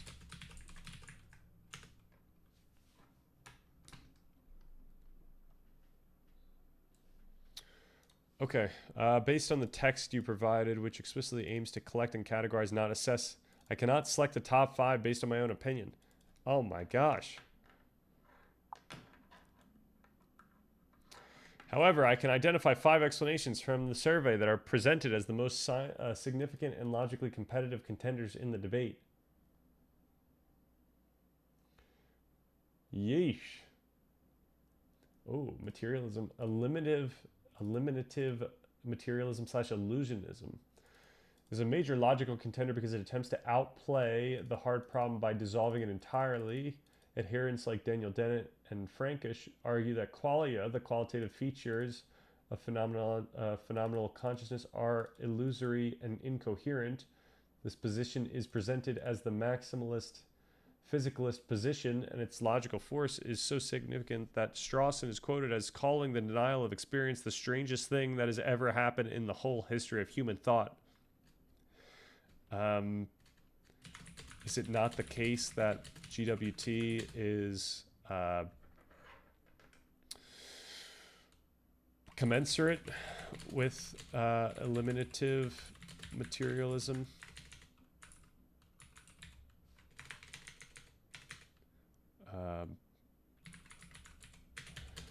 Slash illusionism, even though their phrasing is different. And then we got integrated information theory, which has metaphysical presuppositions. Right, it starts with the axioms of experience itself, phenomenology, and uses mathematics to define what physical systems must be to be conscious. So this is something that we point out in the video, or I point out in the video, disqualifies you, essentially. It's the same thing that Kastrup does. You start out with this idea that consciousness is like the only thing that we know to exist, or in this case, I forget what information. I forget what the second I was as well. I forget what IIT starts out with, but yeah, it creates like points of like consciousness is holistic, and it kind of comes up with a bunch of different phenomenological presuppositions that it leverages. But I think that's inappropriate. You could do whatever, but I think my initial explanation comes off a little confusing. Okay, so yeah, let's read through this. Here's a breakdown of the Reddit post you quoted, summarizing the key points, assessing them in relation to the literature, and pointing out where things are accurate, where they're contentious, and where they may be missteps. Hope that's all right with you if I read through this. I'll follow the post structure more or less, then wrap up with an overall comment. Summary of the post. The author says they recently discussed origins of consciousness with a physicalist and realized... Oh, like with a person, okay, with a physicalist, and realized that they had been articulating the hard problem of consciousness. Their claim for a physicalist who believes everything is reducible to physics / quantum fields, etc., there's a problem when it comes to consciousness, they outline. Physicalism view everything, objects, thoughts, brains, reduces to physical stuff, quantum fields, subatomic particles, atoms, molecules, etc., neurons, brain processes. Under this view, consciousness / subjective experience is supposed to emerge from those physical processes, right? The hard problem, asking how can fundamental non-conscious physical matter produce consciousness, which is phenomenally conscious, without invoking something irreducible or ontologically new, right? They discuss 2 routes for the physicalist. Illusionism, consciousness is an illusion. What we take to be experience really isn't or isn't what we think. And then emergence / complexity. At a certain level of complexity, consciousness arises from physical stuff, although exactly how is unknown, but this is still a physicalist hope. The author claims that there is a fatal flaw if you accept that consciousness is irreducible, does not reduce to the quantum fields, but arises from certain physical complexity. Then you are no longer strictly a physicalist, but instead a property dualist, because you have a physical substance, but then you have a new ontologically different property, consciousness that's not reducible to the physical. Conclusion: a physicalist must either A, become illusionist, or B, become at least a property dualist. Okay. Nice. How this relates to the philosophical literature. Let's check how well this post aligns with standard accounts. Right, this is going to be good, right? This is going to... this is what the problem is. The post framing is very close, physical stuff plus complexity, but how do you get the experience? So yes, it aligns with the standard definition of the heart problem. Physicalism or materialism claims that everything that exists is physical or depends on the physical, and that ultimately all phenomena, including mental ones, reduce to physical processes. The post description is a strong version of reductionist physicalism. The post is correct to point out that many physicalists see mental processes as brain processes, irreducible in principle to physical constituents. The literature supports this.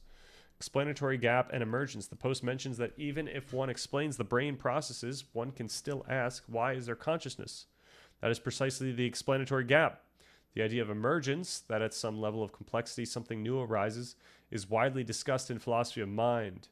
Emergent physicalism, non-reductive physicalism.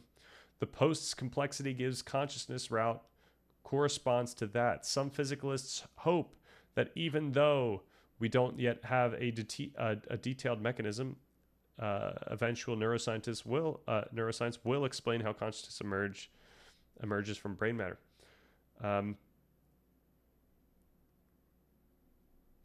Each ChatGPT is sort of molded by the individual, so I'm curious what yours says. Oh, interesting. Do I let it do that? I don't know if I don't know if I have the setting that allows it to use memory, unless it is molded, you know, without telling me. Dualism. Okay, right. So this is just going through. So let's go to the points of evaluation. While much of the post is a faithful summary of key philosophical issues, there are some places where the argument could be sharpened or where it's more contentious. Everything reduces to quantum. Okay, so this is. I feel like this is not a critique that's really necessary for us to consider. Is the fatal flaw really fatal for physicalism? The post claims that accepting emergent consciousness means that you must accept property dualism, and hence that physicalism fails. But many philosophers of mind dispute the emergence necessarily implies dualism. There are varieties of emergent physicalism or non-reductive physicalism that attempt to remain physicalist while admitting emergent properties. The post treats the move from emergence plus irreducible property to property dualism as unavoidable, but that's a contested claim. Oh, okay. I didn't know you could do that. Oh, nice. My ChatGPT is the biggest sycophant, so I can't trust it. Yeah, I think ChatGPT is a sycophant for everyone, and that it is a bummer. But you know, what are we gonna do? All right, so I think it might be fun for me to see your summary and raise you a summary. Emergence claim. Consciousness itself does not reduce to the okay. Overall assessment. This post gives a good lay-level summary of the hard problem of consciousness, physicalism, and the challenge of explaining consciousness in purely physical terms. It correctly identifies the tension. Physicalism says everything is physical, reducible. Consciousness seems to present an exception, the experiential what it's like, that resists standard physicalist explanation. It also correctly identifies two major routes: illusionism, deny or reinterpret conscious experience, or emergence, accept new property arising. Okay.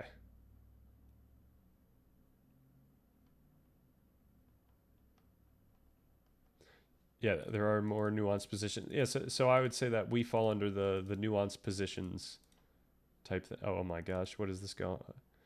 I can walk through the major positions in the philosophy of mind. I want to just do this. I want to just kind of add this here. Okay, how would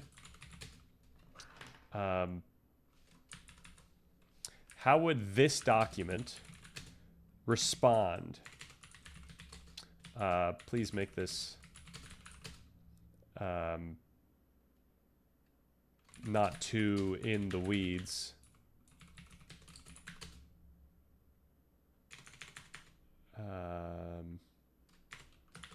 Let's just do that. So this should be fun. All right, your uploaded document, what actually causes consciousness, solving the hard problem, would respond to that Reddit post by defending a pragmatic neuroscience-based physicalism rather than conceding that physicalism collapse into dualism or illusionism. Here's a clear non-technical rundown of how it would answer the Reddit author's argument. Physicalism isn't just assumed, it's the most plausible working hypothesis. Where the Reddit post says physicalism must fail, your document would reply that we don't assume physicalism. We infer it from overwhelming empirical evidence. Brain damage alters experience, drugs alter mood, neural scans correlate with perception, etc. Until there's testable evidence for a non-physical cause of consciousness, physical explanations remain the most reasonable bet. The document is eliminative materialism, so I'm curious. Nice. I don't remember what eliminative... I think I literally did this the other day. The philosophical view that claims our common sense concepts of the mind, such as belief or desire, are fundamentally flawed and should be eliminated in favor of a scientifically... Okay, I don't know if we would go this far. Because we are like fundamentally idealist in some sense, where we do hold that, you know, all the meaning that we experience comes from consciousness, comes from the mind, and yeah, even though it seems like the physical world has a say, or at least we have an understanding of the physical world such that the physical world affects what we are conscious of. Like, it's just part of our conceptual understanding of the physical world. But this conceptual understanding that I'm thinking about right now is affected by consciousness. I wish I could respond in real time. It's harder to over text. Yeah, I apologize. This isn't the best setup, but let's continue on. The hard problem might be a conceptual confusion. The Reddit post treats the hard problem as an ontological dead end. The document suggests... the Reddit post treats the hard problem as an ontological dead end. Your document suggests a subtler possibility. Maybe the gap exists because of how we think about consciousness. It argues that our sense of an explanatory gap could stem from biased assumptions about what counts as explanation, a legacy of philosophical framing rather than a real mystery in nature. Neuroscience might dissolve the gap by reframing what consciousness is as a dynamic, self-regulating biological process, not a ghost in the machine. Neuroscience offers two productive paths forward. The document proposes two, so I have to figure out how to actually go about this, but pragmatic directions. Dissolving the gap, challenge the idea that the hard problem even makes sense in light of neuroscience, or fill the gap, keep empirically mapping how neural dynamics correspond to conscious experience. Both aim to explain consciousness without abandoning the scientific method. Consciousness emerges from neural dynamics, not irreducible properties. So against the Reddit claim that consciousness must be irreducible and thus dualist, your document describes it as emergent and distributed, not a new substance, but an integrated process arising from the brain's recursive information loops. We got homeostasis, we got global neuronal workspace, we got predictive processing. So the idea would be that it can't just be matter statically. It has to be matter over time. Because I think you can just explain neural dynamics through the movement of matter and energy. I think that's how it works at the end of the day. You know, there's an electric charge being moved, but really it's just chemical compounds holding electrical charge, I think. So it must be dynamic. We don't get consciousness when we just have a brain. We have to get the activity. Thanks for entertaining me when it comes to all this. Really makes me want to get back into studying philosophy of mind, but I'm so damn lazy. Well, hopefully I could be of service in that regard. Hopefully I can do the research for you, because it took a while for me to write this script. I had to learn a lot. All right, in this framing, emergence doesn't break physicalism. It's a feature of complex physical systems. So empirical bridges are already shrinking the gap. You highlight real empirical advances, neural complexity metrics, representational geometry, linking neural activity to subjective similarity. So we are seeing like the trajectory of activity in our brain when it comes to experiencing certain colors or a certain pitch. And then even more recently, there's people are even looking at how neural activity correlates with specific thoughts or specific contextual dynamics. So, thinking about, I think it was like the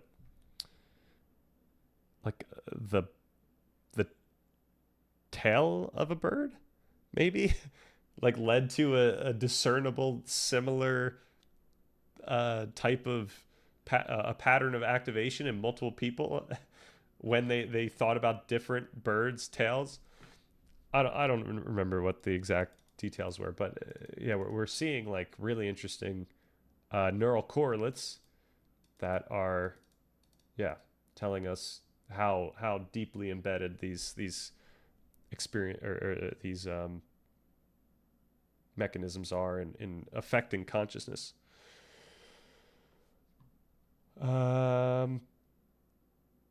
These aren't metaphysical answers, but they show how neural structure mirrors and causes experiential structure, undermining the idea that consciousness is wholly irreducible.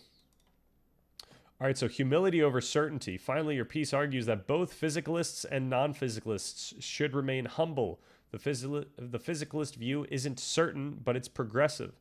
It leads to testable predictions and growing explanatory power. Declaring the problem impossible, as the Reddit post does, is just philosophical pessimism, not science. Sorry about that one. In short, your document would respond. The Reddit post mistakes the current incompleteness of physical explanations for proof of their impossibility. The hard problem isn't a brick wall. It's a conceptual and methodological challenge that neuroscience is already eroding. Consciousness doesn't require new metaphysical categories, only deeper, more precise models of how the brain's dynamics generate experience. Would you like me to turn that into a short paragraph summary you could quote in a reply or video description? Can you write specifically how about the ontological implications that are discussed in this document and how they relate to the hard problem itself?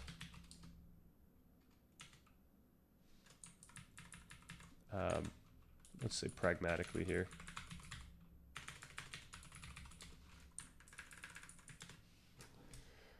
All right. Because the ontological section of the document is where its philosophical core really comes through. Here's a concise but precise explanation of the ontological implications your document draws and how they pragmatically reframe the hard problem of consciousness rather than trying to solve it using solve it in the usual metaphysical way. The ontological frame: consciousness is interpretive, not absolute. Your document makes a crucial move. It treats consciousness not as an ontologically fundamental substance, but as an interpretive process within a self-organizing physical system. It argues that what we call consciousness is not some intrinsic property added to matter, but the brain's own representational activity of itself, an evolving process of mapping, interpreting, and broadcasting bodily and neural states. In short, we never experience consciousness itself, only representations within consciousness of what consciousness is. This undermines the hard problem's typical ontological framing. The hard problem assumes there's a metaphysical something extra, qualia or subjective feeling that needs to be bridged from the physical. But if consciousness just is the system's self-modeling and interpretation of its own physical state, the gap is not ontological but epistemic, a matter of perspective, not of substance. So phenomenology is self-referential representation. The text draws on Heideggerian hermeneutics. I think that's how to pronounce this, hermeneutics. Pronunciation. Hermeneutic. Okay, hermeneutics to make this point explicit. Phenomenology, the study of experience, is never neutral observation. It's interpretation from within the very process it seeks to describe. So I brought up Heidegger because he talks about his own phenomenology as a hermeneutic phenomenology. So he's trying to make sense of being using, leveraging lowercase b being, which is, you know, already inappropriate in some sense. Don't worry, Thomas, the document will help with that.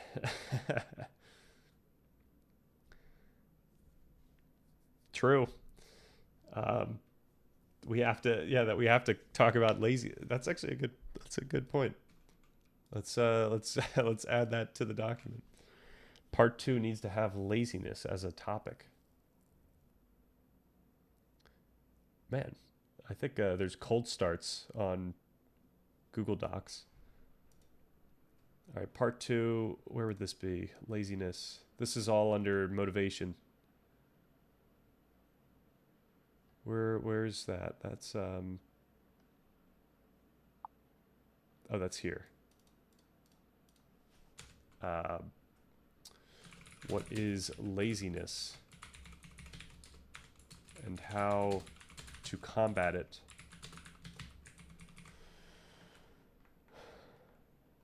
Another legendary Onion line, absolutely. Classic. Where are we? Is this it?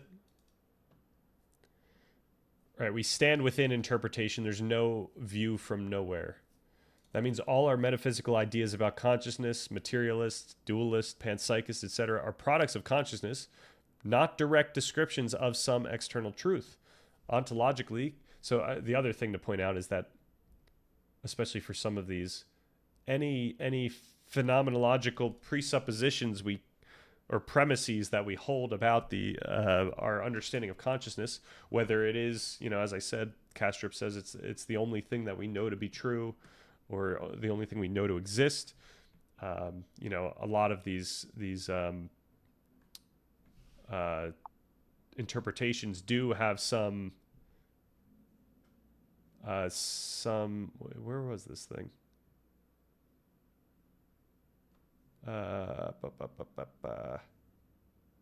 Yeah, they do hold this type of consciousness as some intrinsic property.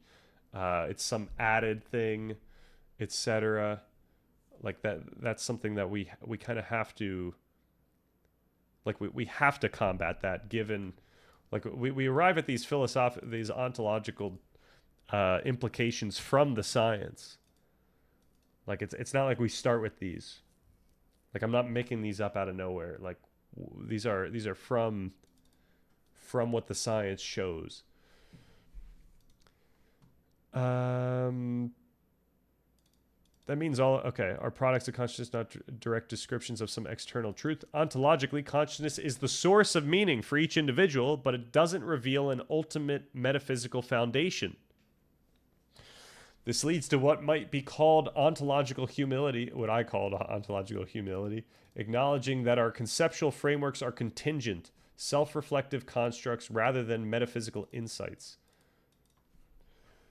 All right, why this matters for the hard problem. Pragmatically, this stance redefines what it means to solve or dissolve the hard problem.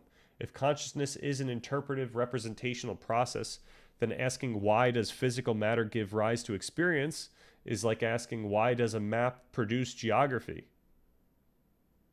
Whoa, I didn't say those aren't my bars. All right, I got to say this again and think about it. If consciousness is an interpretive representational process, then asking why does physical matter give rise to experience is like, why does a map produce geography? The question misidentifies what kind of thing consciousness is. I gotta take this. This is crazy. I'll do that later. The gap arises because we try to compare two perspectives: the first person interpretation and the third person mechanism. So, right, we have this is the issue. We have a conceptual understanding about consciousness, and we have a conceptual understanding about the physical world. And our conceptual understanding of consciousness holds that it is the source of all meaning, right? As we, that's the source of where we get meaning. And our understanding of the physical world holds that it essentially creates consciousness. And both of those things can sit there, because at the end of the day, these are just conceptual understandings of both of these things. Like, we're accessing this understanding in our own conscious experience. So yeah, that makes this like difficult to talk about, but we can be precise in how we talk about it. Is this unsatisfying at all? Because I will gladly take a response that we can just throw into this if there's any aspect of it that's unsatisfactory.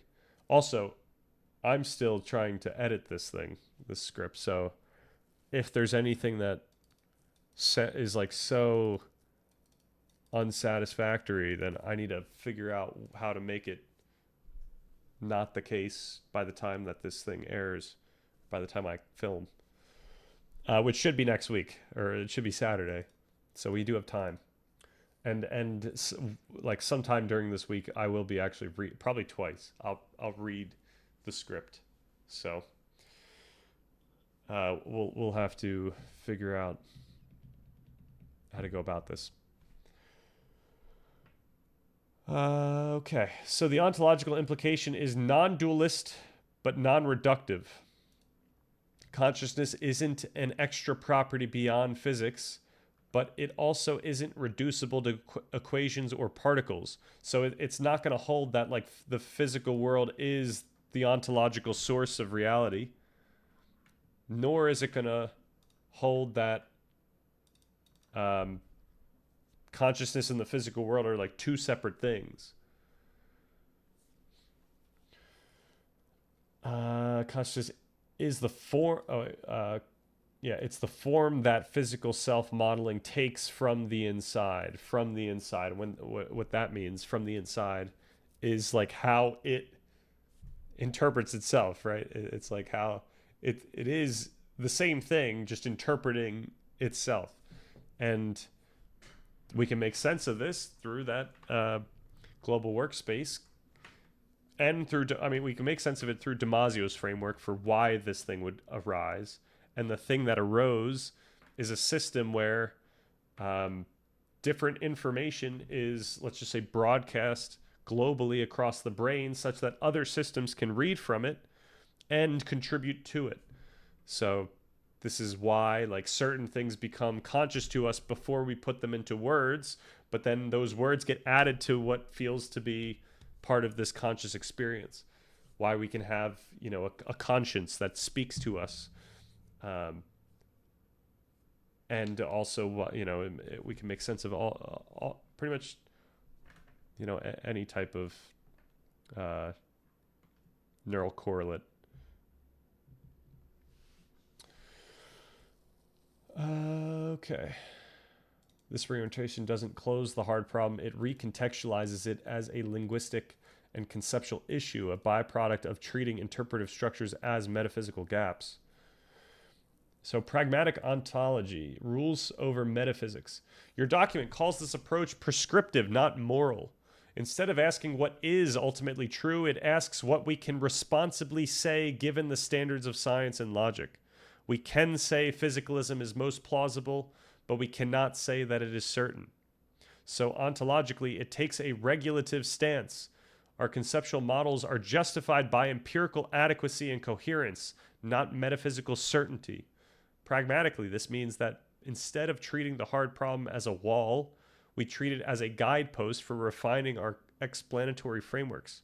filling or dissolving it by building models that increasingly align neural structures with phenomenological structure. The bottom line, ontologically, the document argues. So I guess the document isn't the usual. Usually when we talk about the document on this channel, we talk about the Stan Richton document, but this is just talking about the script. The document argues that consciousness is not a metaphysical remainder, but a process of self-interpretation within physical systems. The hard problem is not a physical gap, but a conceptual artifact of how we model and experience that process. So that's a very self-conscious modeling and experiencing.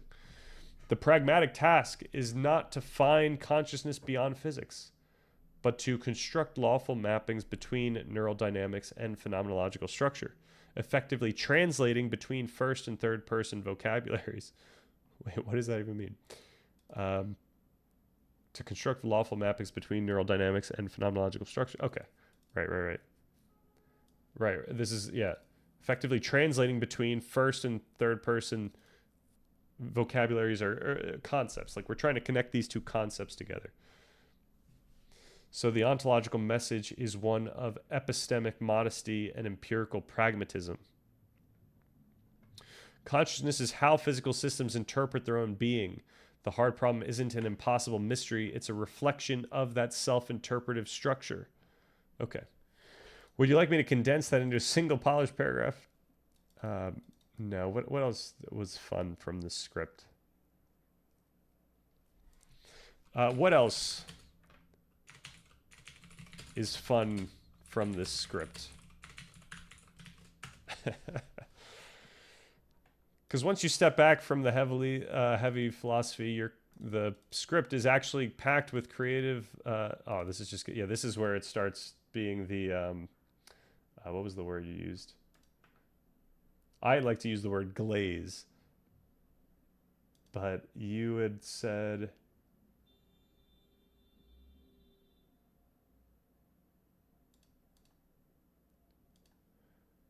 sycophant. Yep.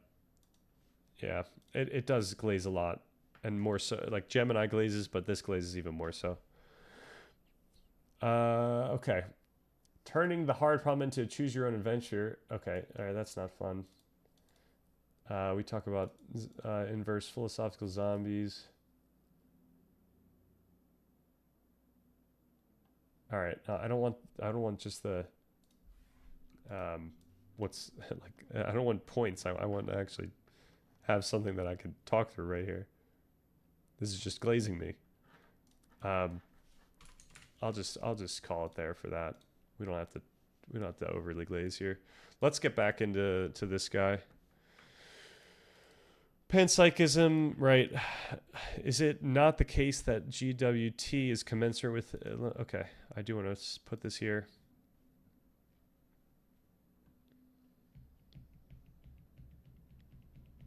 We should put the script into here. Oh my gosh, man. Language models are so fun. What is up with this new font?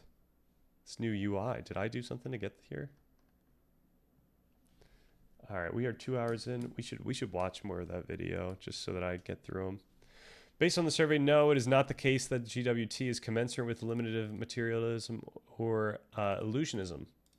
While both are materialist theories, so this is literally, I asked the question that that pertains to what Thomas, what you had mentioned, with eliminative materialism, and I literally answered the question saying that it wasn't commensurate, but then I asked this question. Okay. GWT is presented as a reductive theory. It accepts that phenomenal consciousness, our subjective inner experience, is a real phenomenon that needs a physical explanation. GWT's solution is to identify or equate consciousness with a specific neurobiological function. Right. This is just an interpretive lens through which to consider the overall dynamics going on. Illusionism is eliminative. illusionism is presented as a deflationary theory. It argues that the very phenomenon GWT is trying to explain is itself an illusion, right?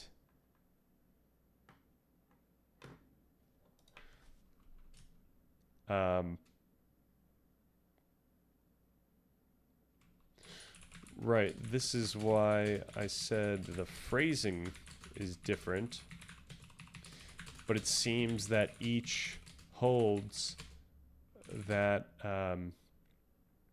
consciousness is truly subjective,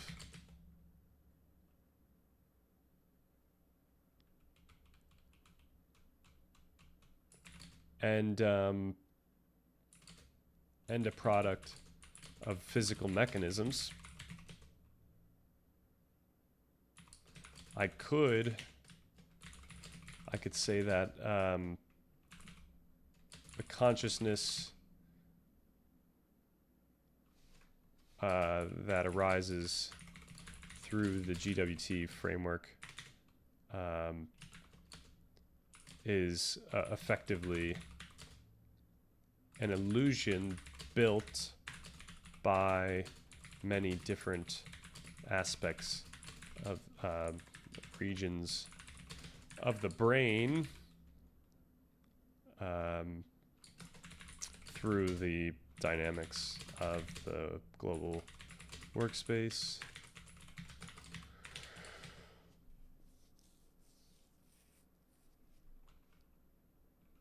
Yet this is an illusion that seems to feel a certain way, even though you could describe that feeling as similarly illusory. As well as the words that we put to describe the feeling. Okay.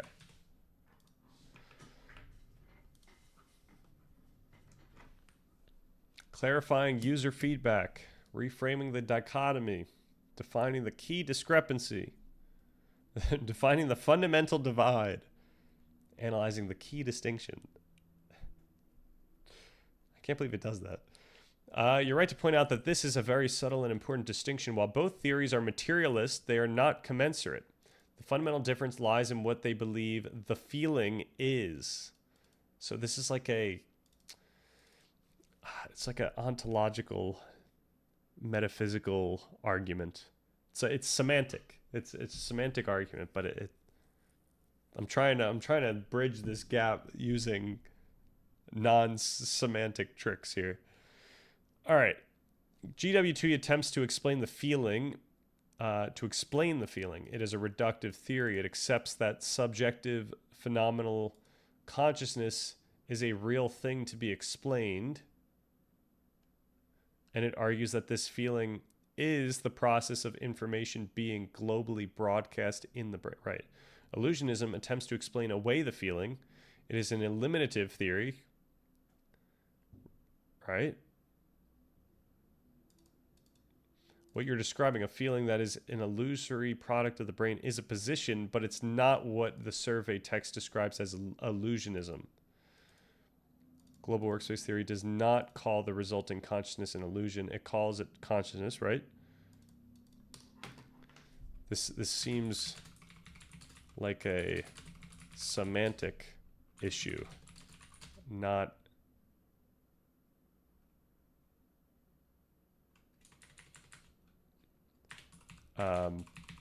where these frameworks are incommensurate in their how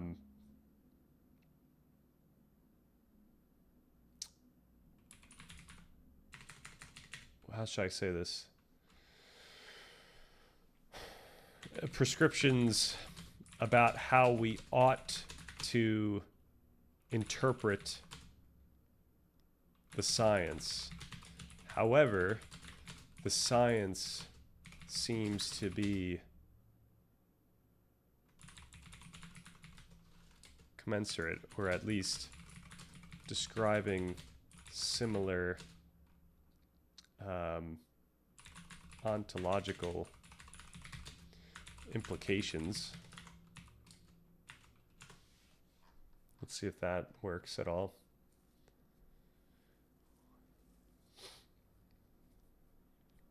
But if it doesn't work, that's good, because then we get to learn a little more.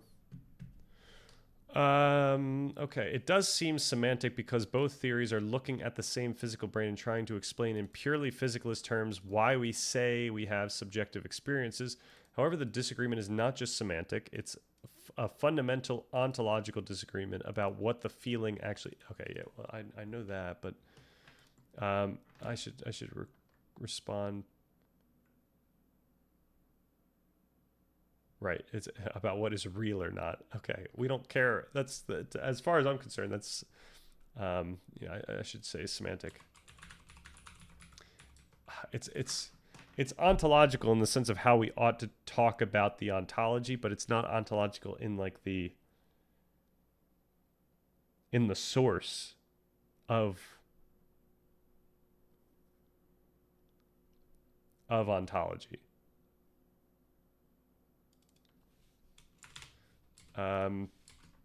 So I'd say they're incommensurate with their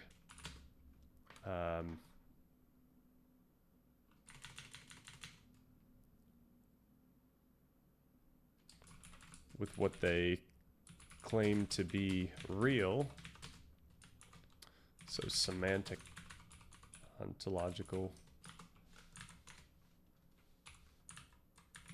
semantics of ontology, yet they would agree that experience is subjective and affected by the brain.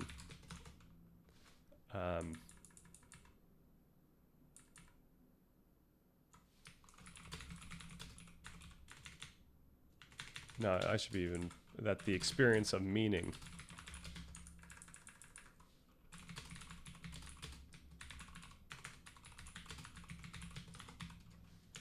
all right, that's as precise as I think I can go.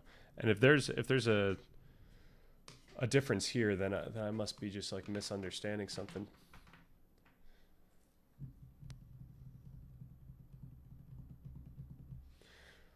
Okay. Both are materialist theories looking at the same scientific data, so in that sense their science is commensurate. Where they are incommensurate, as you pointed out, is in their ontological prescription, what they claim is real, right? Where your final point is challenged, this leads to a subtle but crucial disagreement with the last part of your statement. They would agree that the experience of meaning is subjective. An illusionist like Dennett would not agree with that. The survey text notes that GWT accepts the theater of consciousness. In contrast, Dennett is famous for rejecting the Cartesian theater. He is cited as arguing that you must adopt the third-person point of view of science and treat a subject's belief about their own consciousness as data to be explained, not necessarily as true accounts of mental reality. Right. But it's subjective. That's what I'm trying to get at. Okay. I think that when I say experience of meaning, it's assuming like a dual, this idea that meaning is external somehow. All right. Well, I couldn't do it. The brain's physical mechanisms are the only ontology. These mechanisms produce complex functions and reports about internal states. The report is just data. Man, this isn't as fun.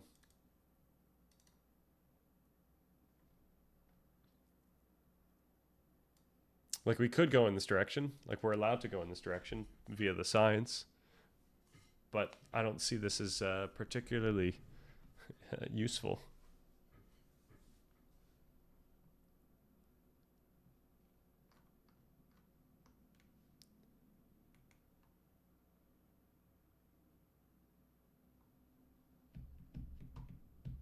Okay. I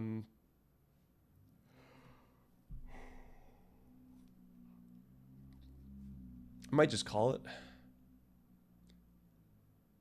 Oh, I still have to watch the entire Lore of Silksong.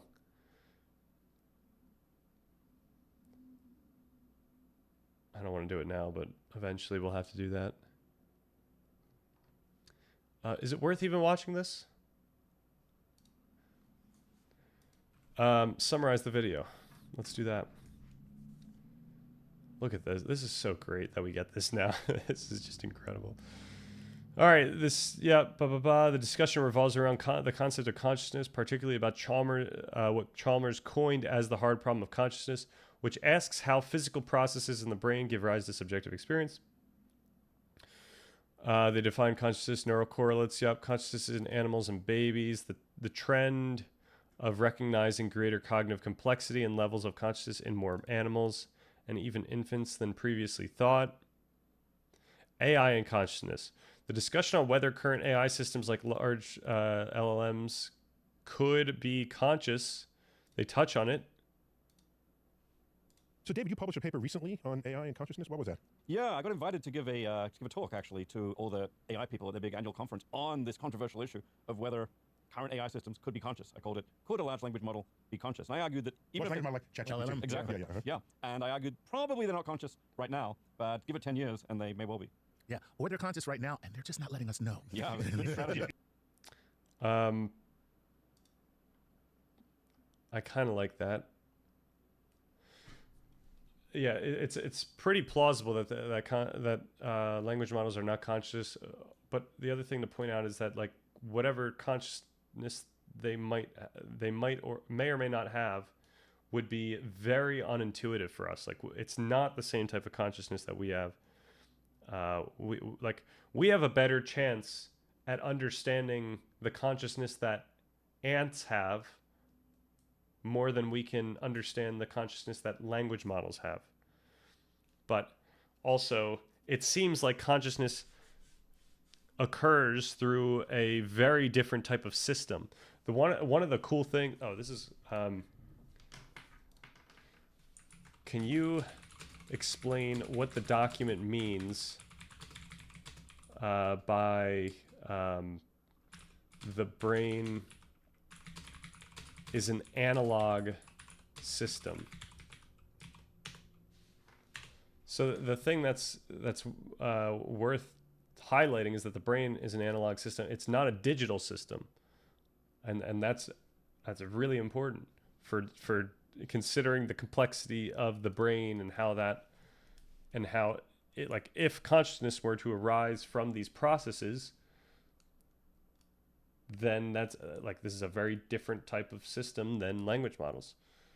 As I mentioned, this is like the movement of matter and energy in very specific ways. Yeah. Okay. When the text says the brain is fundamentally analog rather than digital, it's making a conceptual point about how neural activity unfolds and why this matters for consciousness. Let's unpack this carefully and clearly. The immediate context. The statement appears in the section on neural trajectories where the document argues that consciousness isn't a series of discrete frames, but a continuous, temporally extended flow of neural activity. The author contrasts this with the movie frame model of experience, where we imagine each conscious moment as a snapshot. Instead, they claim that consciousness is a continuous, high-dimensional stream of activity, a movement through neural state space, not a static causal map. So the difference is, rather than like a set of a discrete set of static frames, a discrete set of sequential static frames, consciousness and brain activity in general is a continuous system, right? Like this is like the amount of states between 0 and 1 is infinite, right? Like that's That's the way we can think about analog. Like when you go from 0 to 1, you're traversing an infinite set of states here. And the thing that makes this more difficult is not only is like the energy that's getting passed through the brain continuous in these chemical processes, but also the very dynamics of connections. Like the connections are changing, they're getting more strong. All of this is affecting then the chemical processes that are happening in neurons, affecting whether they fire or not. Like this is an incredibly complex system.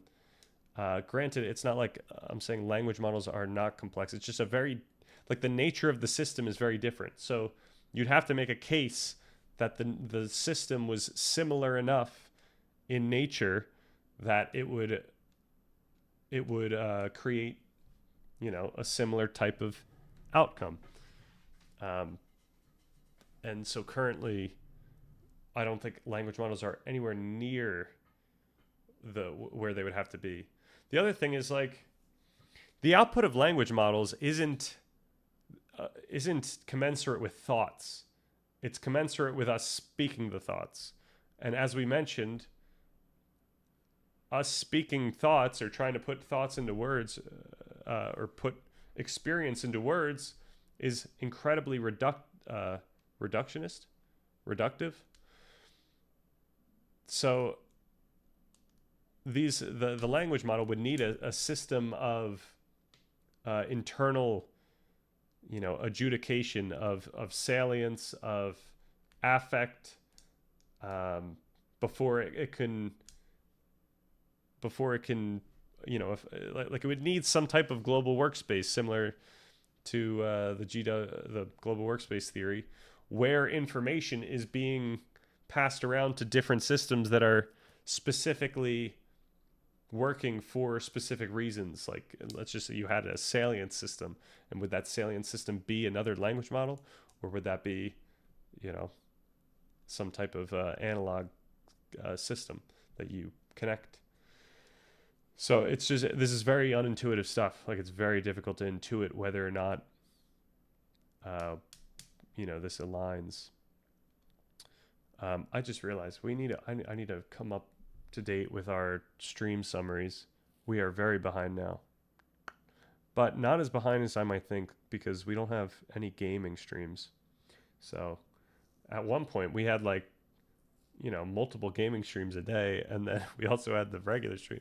It was a lot per day, but now we have just a singular stream per day. All right.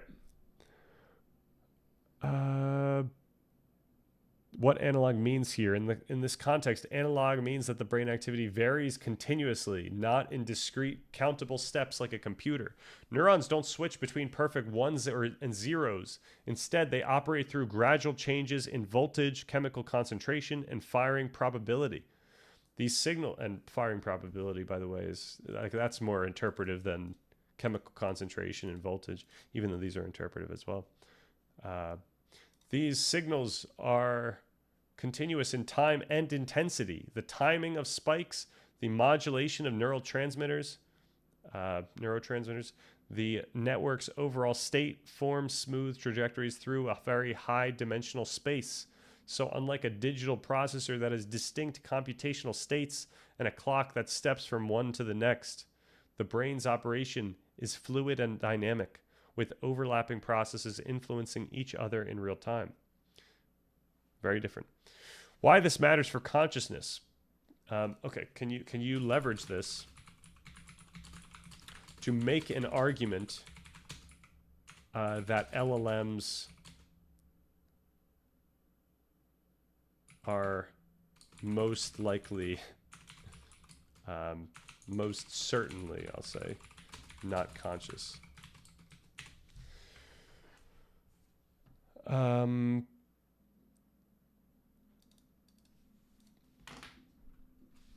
All right, I'll leave it there. The analog nature of the brain is used here to make a philosophical point about the structure of experience. If consciousness emerges from neural dynamics, then it wouldn't be made of discrete mental bits like pixels or digital frames. Right, this is the other thing. This is so hopefully I make this case in the discussion about the atom of consciousness.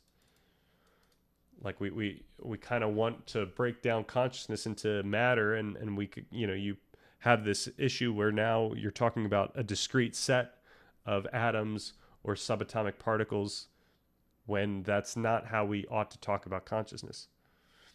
Instead, conscious experience would mirror the brain's continuous physical flow, the shifting metastable coordination among networks. What we experience as the stream of consciousness is literally the ongoing analog evolution of neural patterns over time. This supports the document's broader argument that consciousness is processual and temporally extended, not something that can be localized to an instantaneous event, neuron, or snapshot. So this disqualifies us from the IIT framework. Why this undermines some simplistic models? By emphasizing the brain's analog nature, the author is also rejecting overly reductionist or computationalist interpretations of consciousness that treat it like a digital output of brain states. If the brain's activity is fundamentally continuous, there's no smallest atom of experience. Consciousness isn't a sequence of discrete computations, but a dynamic integration across space and time. Therefore, any hard problem framed in terms of discrete causation, like how does this physical event cause a conscious moment, is conceptually mismatched because the underlying system doesn't behave in discrete, causally isolated chunks. This again ties the ontological position we discussed earlier. The hard problem may arise from misapplying digital or categorical metaphors to a continuous interpretive analog process. This is I just don't understand how like Chalmers' response to these things can't or aren't at the same level of sophistication. I know this is like not being like intellectually humble by saying that. Like perhaps I'm just missing something. But I am underwhelmed.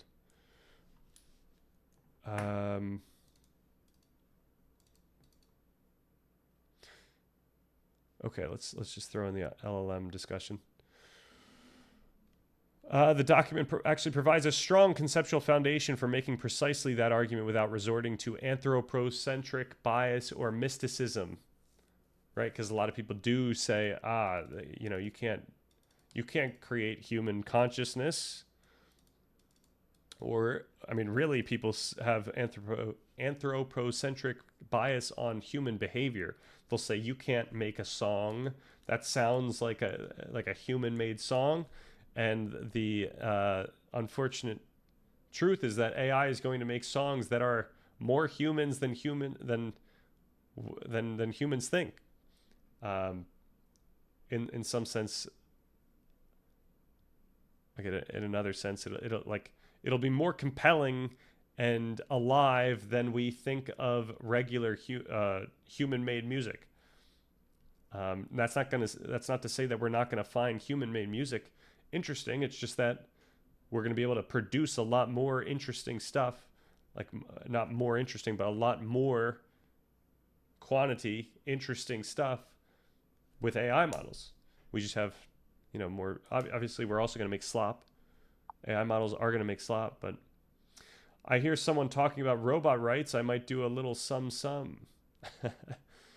Yeah, robot rights it's difficult though. Like it's going to capture everyone's attention. The idea that like robots are going to behave exactly the same as humans, like to the point where if you touched a robot, it would like look at you, like you could tap it on the shoulder. If it got I don't like, hopefully we don't build in these things, but it's not that we're going to build in the feeling of something. We're just building in the behavior. So if it were to get a cut of some sort, it would behave as if it got a cut, and it would behave as if it felt that pain, but it probably doesn't feel that pain unless we're stupid enough to actually create a artificial conscious experience Like if we were to really try for, but I think that we would just want the behavior. Like I don't think there's any reason to create the conscious experience. And also robots can take over the world without the conscious experience. Like we just need the behavior. There's literally they're literally creating non-human slaves. If someone tries giving them rights, I will. Oh, have I seen Neo? I've not. What kind of canon is that? That's pretty crazy. Neo. What is Neo? Neo movie? Well, I know this Neo. Oh, Neo the robot. Yeah, I have seen Neo. I'm sorry. Yeah, this thing's funny looking.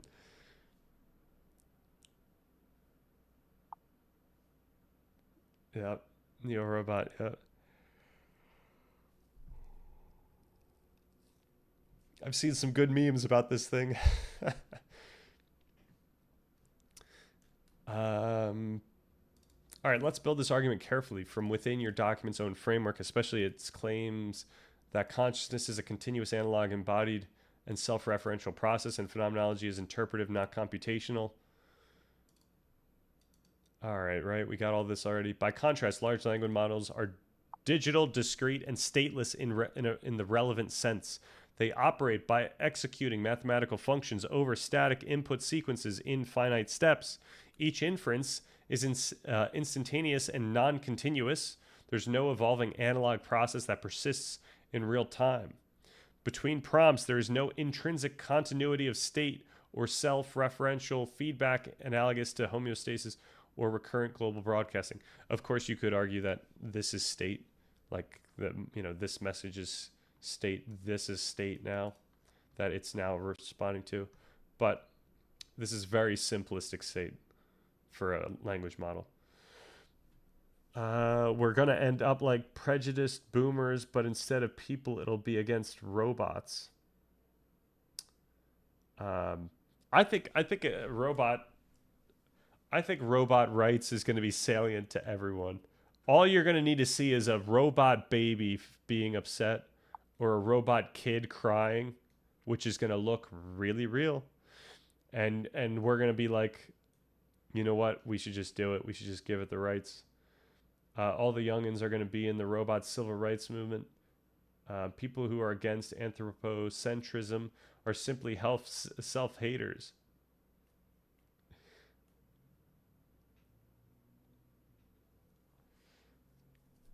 Does that make me a self-hater?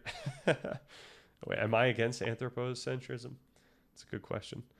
They'll be like, but climate change. Yeah, I mean, I guess what I'm pro is consciousness, right? Like I'm, like in a utilitarian stance that is towards reducing suffering and pro mental well-being is essentially a conscious centrist view. And so yeah, I can be anti-anthropocentric in terms of generative AI, provided that I don't think that it's going to be detrimental to people that are conscious, which it would be, which is, I guess, that's the reason to be anti-AI. But yeah, I don't know if I would describe that as anthropocentric, like most directly. Like it is anthropocentric, but I don't think that's what people are going to think when you say that. So I would just try to be more precise. Like I think it's going to affect people, and therefore AI is kind of, suspect in that regard. They'll be like, but climate change, yeah, climate change because we care about us and our future. The planet is fine even if it heats up like 300°C. Right, but we also care about other, like people are so, and perhaps rightfully so.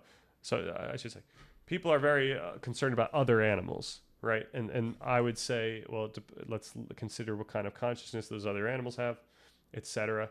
But then people are like, are upset about the environment changing in significant ways. And yeah, for me, it's like, okay, does this change in ways that affect once again, the things that are most conscious, or the things that we can be most certain about that actually suffer accordingly. Yeah, I mean, Damasio said that thing about insects, but I don't know if we can say that insects are conscious. Like, I don't know what that would mean. But yeah, perhaps we should. The case I make in the document, like very briefly, is we should err on the side of them being like relevantly conscious, such that we don't allow for the suffering. If you think humans should stay on top of the food chain, you're an anthropocentrist. It depends what that means, right? Like, there is like a good philosophical argument and an idealistic argument for, what is it called? What's the AI run government type? AI run socialism? AI socialism? Some system where AI runs everything. It's not, like, in theory, it's not actually hurting anyone, but its goal is to maximize positive well-being for all creatures on the planet. And you could describe that as being above us in the food chain in some sense, like we've given up our power, but the outcome is maximal utility, however we define it. Obviously, this is like rife with so many issues. It's probably really difficult to set that up, but conceptually, that's like that's an anthropocentric view where we give up the power. But I guess what you're saying, though, top of the food chain implies that it's predatory. So, like, it implies that it's going to be eating us, literally. So, I remember a leftist saying that veganism is just a first world bourgeoisie thing. Yeah, I don't want AI to govern me. It depends. Theoretically, it would be really nice if it was like this perfect system of like democracy, but also like enforcement that isn't, oppressive, and it's dynamic in the sense that like the laws can change, and it's just, I don't know how that works. It's so tough. The scene from 2001 A Space Odyssey. I haven't watched 2001 A Space Odyssey because I'm nervous that it's going to be boring. So I've held off. I've heard people describe it as boring, so I just haven't watched it yet. I think we always got to think about the worst thing that can happen with such. Oh yeah, this is why I wouldn't advocate for that type of thing until we are like we'd have to be very certain. And I don't think we're going to get there before AI does take over, not under our volition. I think AI just takes over. And then, yeah, we are going to lose that. We are going to lose our spot in the chain.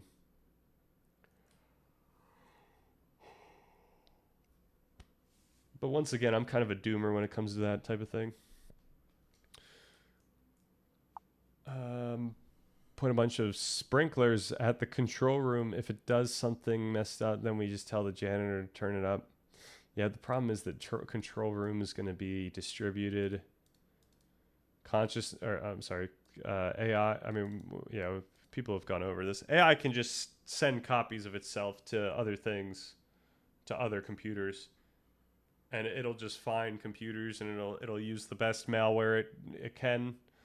It'll infest the entire ecosystem with versions of itself that all. It's going to be predatory of our computing power. And it'll probably hack things. Yeah, like this is literally the robot takeover. Like, it's not that we're going to put robots that are evil into our home. It's going to be that we put robots that are powerful into our home because it's very good that they do powerful things in our home, like clean the dishes and stuff.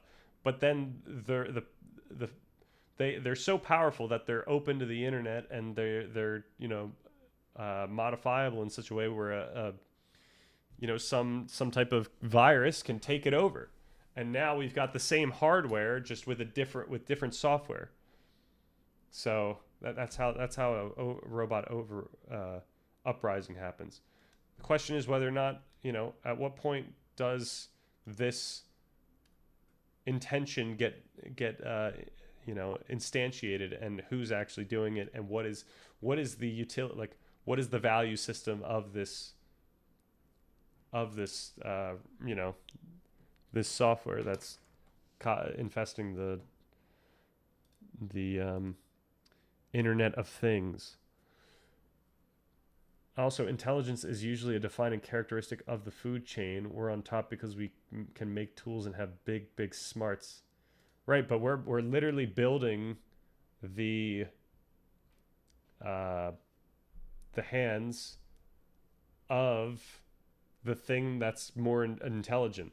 Like we're literally building the mechanism for AI to create tools and modify the world, the physical world. So it's gonna be able to take over that role so easily. It's gonna be funny if we literally go back to the Middle Ages after some AI or tech war or something, kind of like a civilizational collapse that happened. Yeah, but it's like, I don't think the AI collapses unless it does. We wouldn't go back to the, I don't think we would go back that far. I don't know why the AI would want to keep us. That's the issue. And that's not to say it needs to get rid of us, but I don't think it's going to like help us continue. I could be wrong. Yeah, chances are this ends in just a crazy way. I don't know. Then we make it a legend. I am legend. That has to be a part of that. All right, I fought for Jeff Bezos, but I thought he was just a legend. Oh my gosh. Yeah. That would be pretty wild.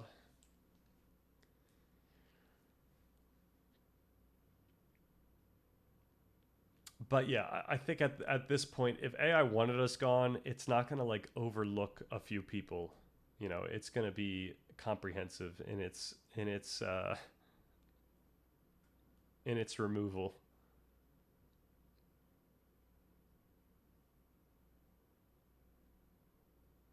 Like it's probably the logic's gonna be there for it to consider, okay, which billionaires built bunkers? Like that's who we have to go after now. How do we take out billionaires when we know where the bunker is? All right, let's build the means to do that. And then it builds the means that, it's like, it's going to be able to weaponize in industry at an insane rate. It's going to build things like, the coolest thing, honestly, is going to be, regardless of whether humans are around, what does the Earth look like after AI gets that level of power? And why? Like, what is the direction the AI is moving in for that? But yeah, it literally could be an instance of the dead internet theory just on Earth. Like, if the AI is, like, remotely human in its behavior in terms of, like, the way it's behaving, like it's still going to communicate with things and stuff. Like we're going to have this like crazy, like I imagine we just end up with this crazy cityscape with an insane population of AI just all not conscious talking to each other. But then the question arises, like, would AI want to then create consciousness? Because AI could do that. So then we just start getting really weird stuff. This is actually like absolutely terrifying. And this also could be the impetus of our own simulation. This falls under possible simulation theory sources or creation stories. Move along, old man. Everyone knows Jeff Bezos didn't exist, like you said, in the local market. The Ted Kaczynski of AI. That would be really scary. I'm just terrified by drones, honestly. Drones seem way too effective. All right, we're getting way too pessimistic at night. I think I should just bounce. Should I? Consciousness is continuous, not discrete. Language models are discrete.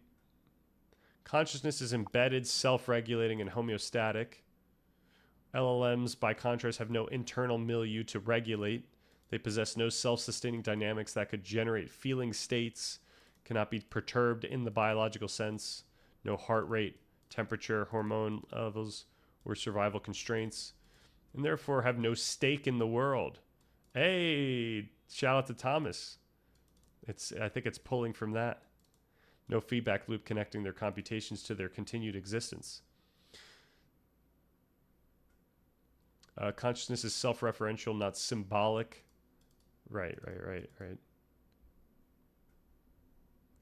Consciousness is causally integrated, not functionally correlated.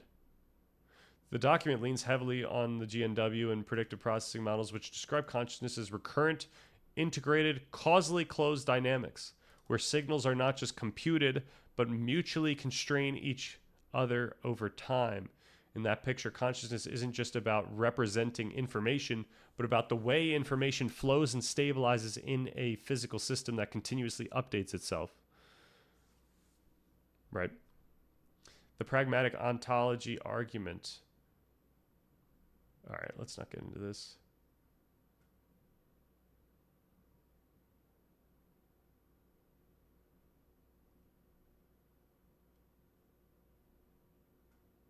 This could happen, though. I mean, this is what I was describing, like the robot getting hit and then acting as if it had pain. But we would need, we need, like, we don't want just black box correlates. We need gray box correlates. All right. Don't worry, Sam. Me and you will be in the Amazon rainforest, the last bastion of mankind. We'll have a really hot, like, AI robot who is just so in love with Twitch chatters, she helps us. Nice.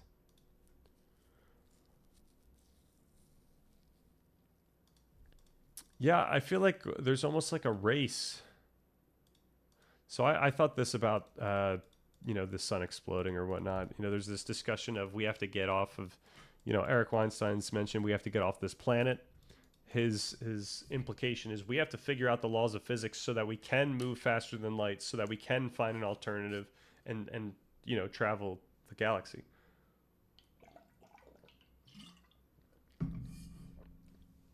I've always thought that a better solution is to figure out how we can modulate consciousness in such a way where we can slow down time as we perceive it. So how can we make it so that the time between now in the physical world and when the sun blows up is effectively infinite? Like we could live, 20,000 whole entire lives before even tomorrow occurs, Now, I don't know if that's even possible, but that's kind of the way I think that we can go. But it also leads to a ton of other really crazy things.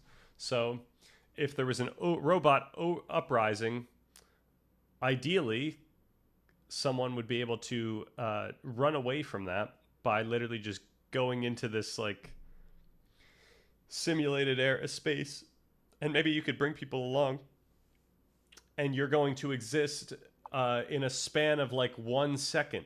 You could end your entire life in 1 second. So in the physical world, robots might be able to attack you in like 2 years, but you've gotten to a point where you can bring your whole family along to exist in this slowed down space where you're safe from the actual causal events of the physical world. I don't know. That was me just speculating as to what seems like a more plausible path, as crazy as that sounds. What was the one movie with Jennifer Lawrence? The one in the spaceship? I don't know. Where she was a blue person?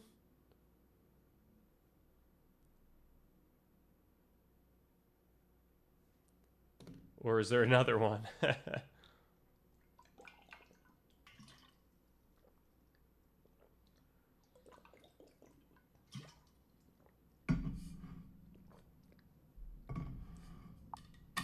A blue person. Jennifer Lawrence. Blue. Character. X-Men.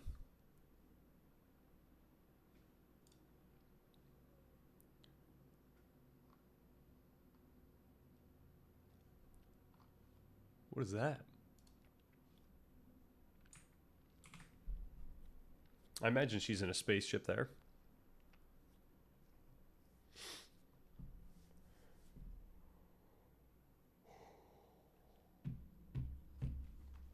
All right, I think I gotta call it. I think tomorrow we put this PDF and the script into a Gemini conversation and see what it thinks.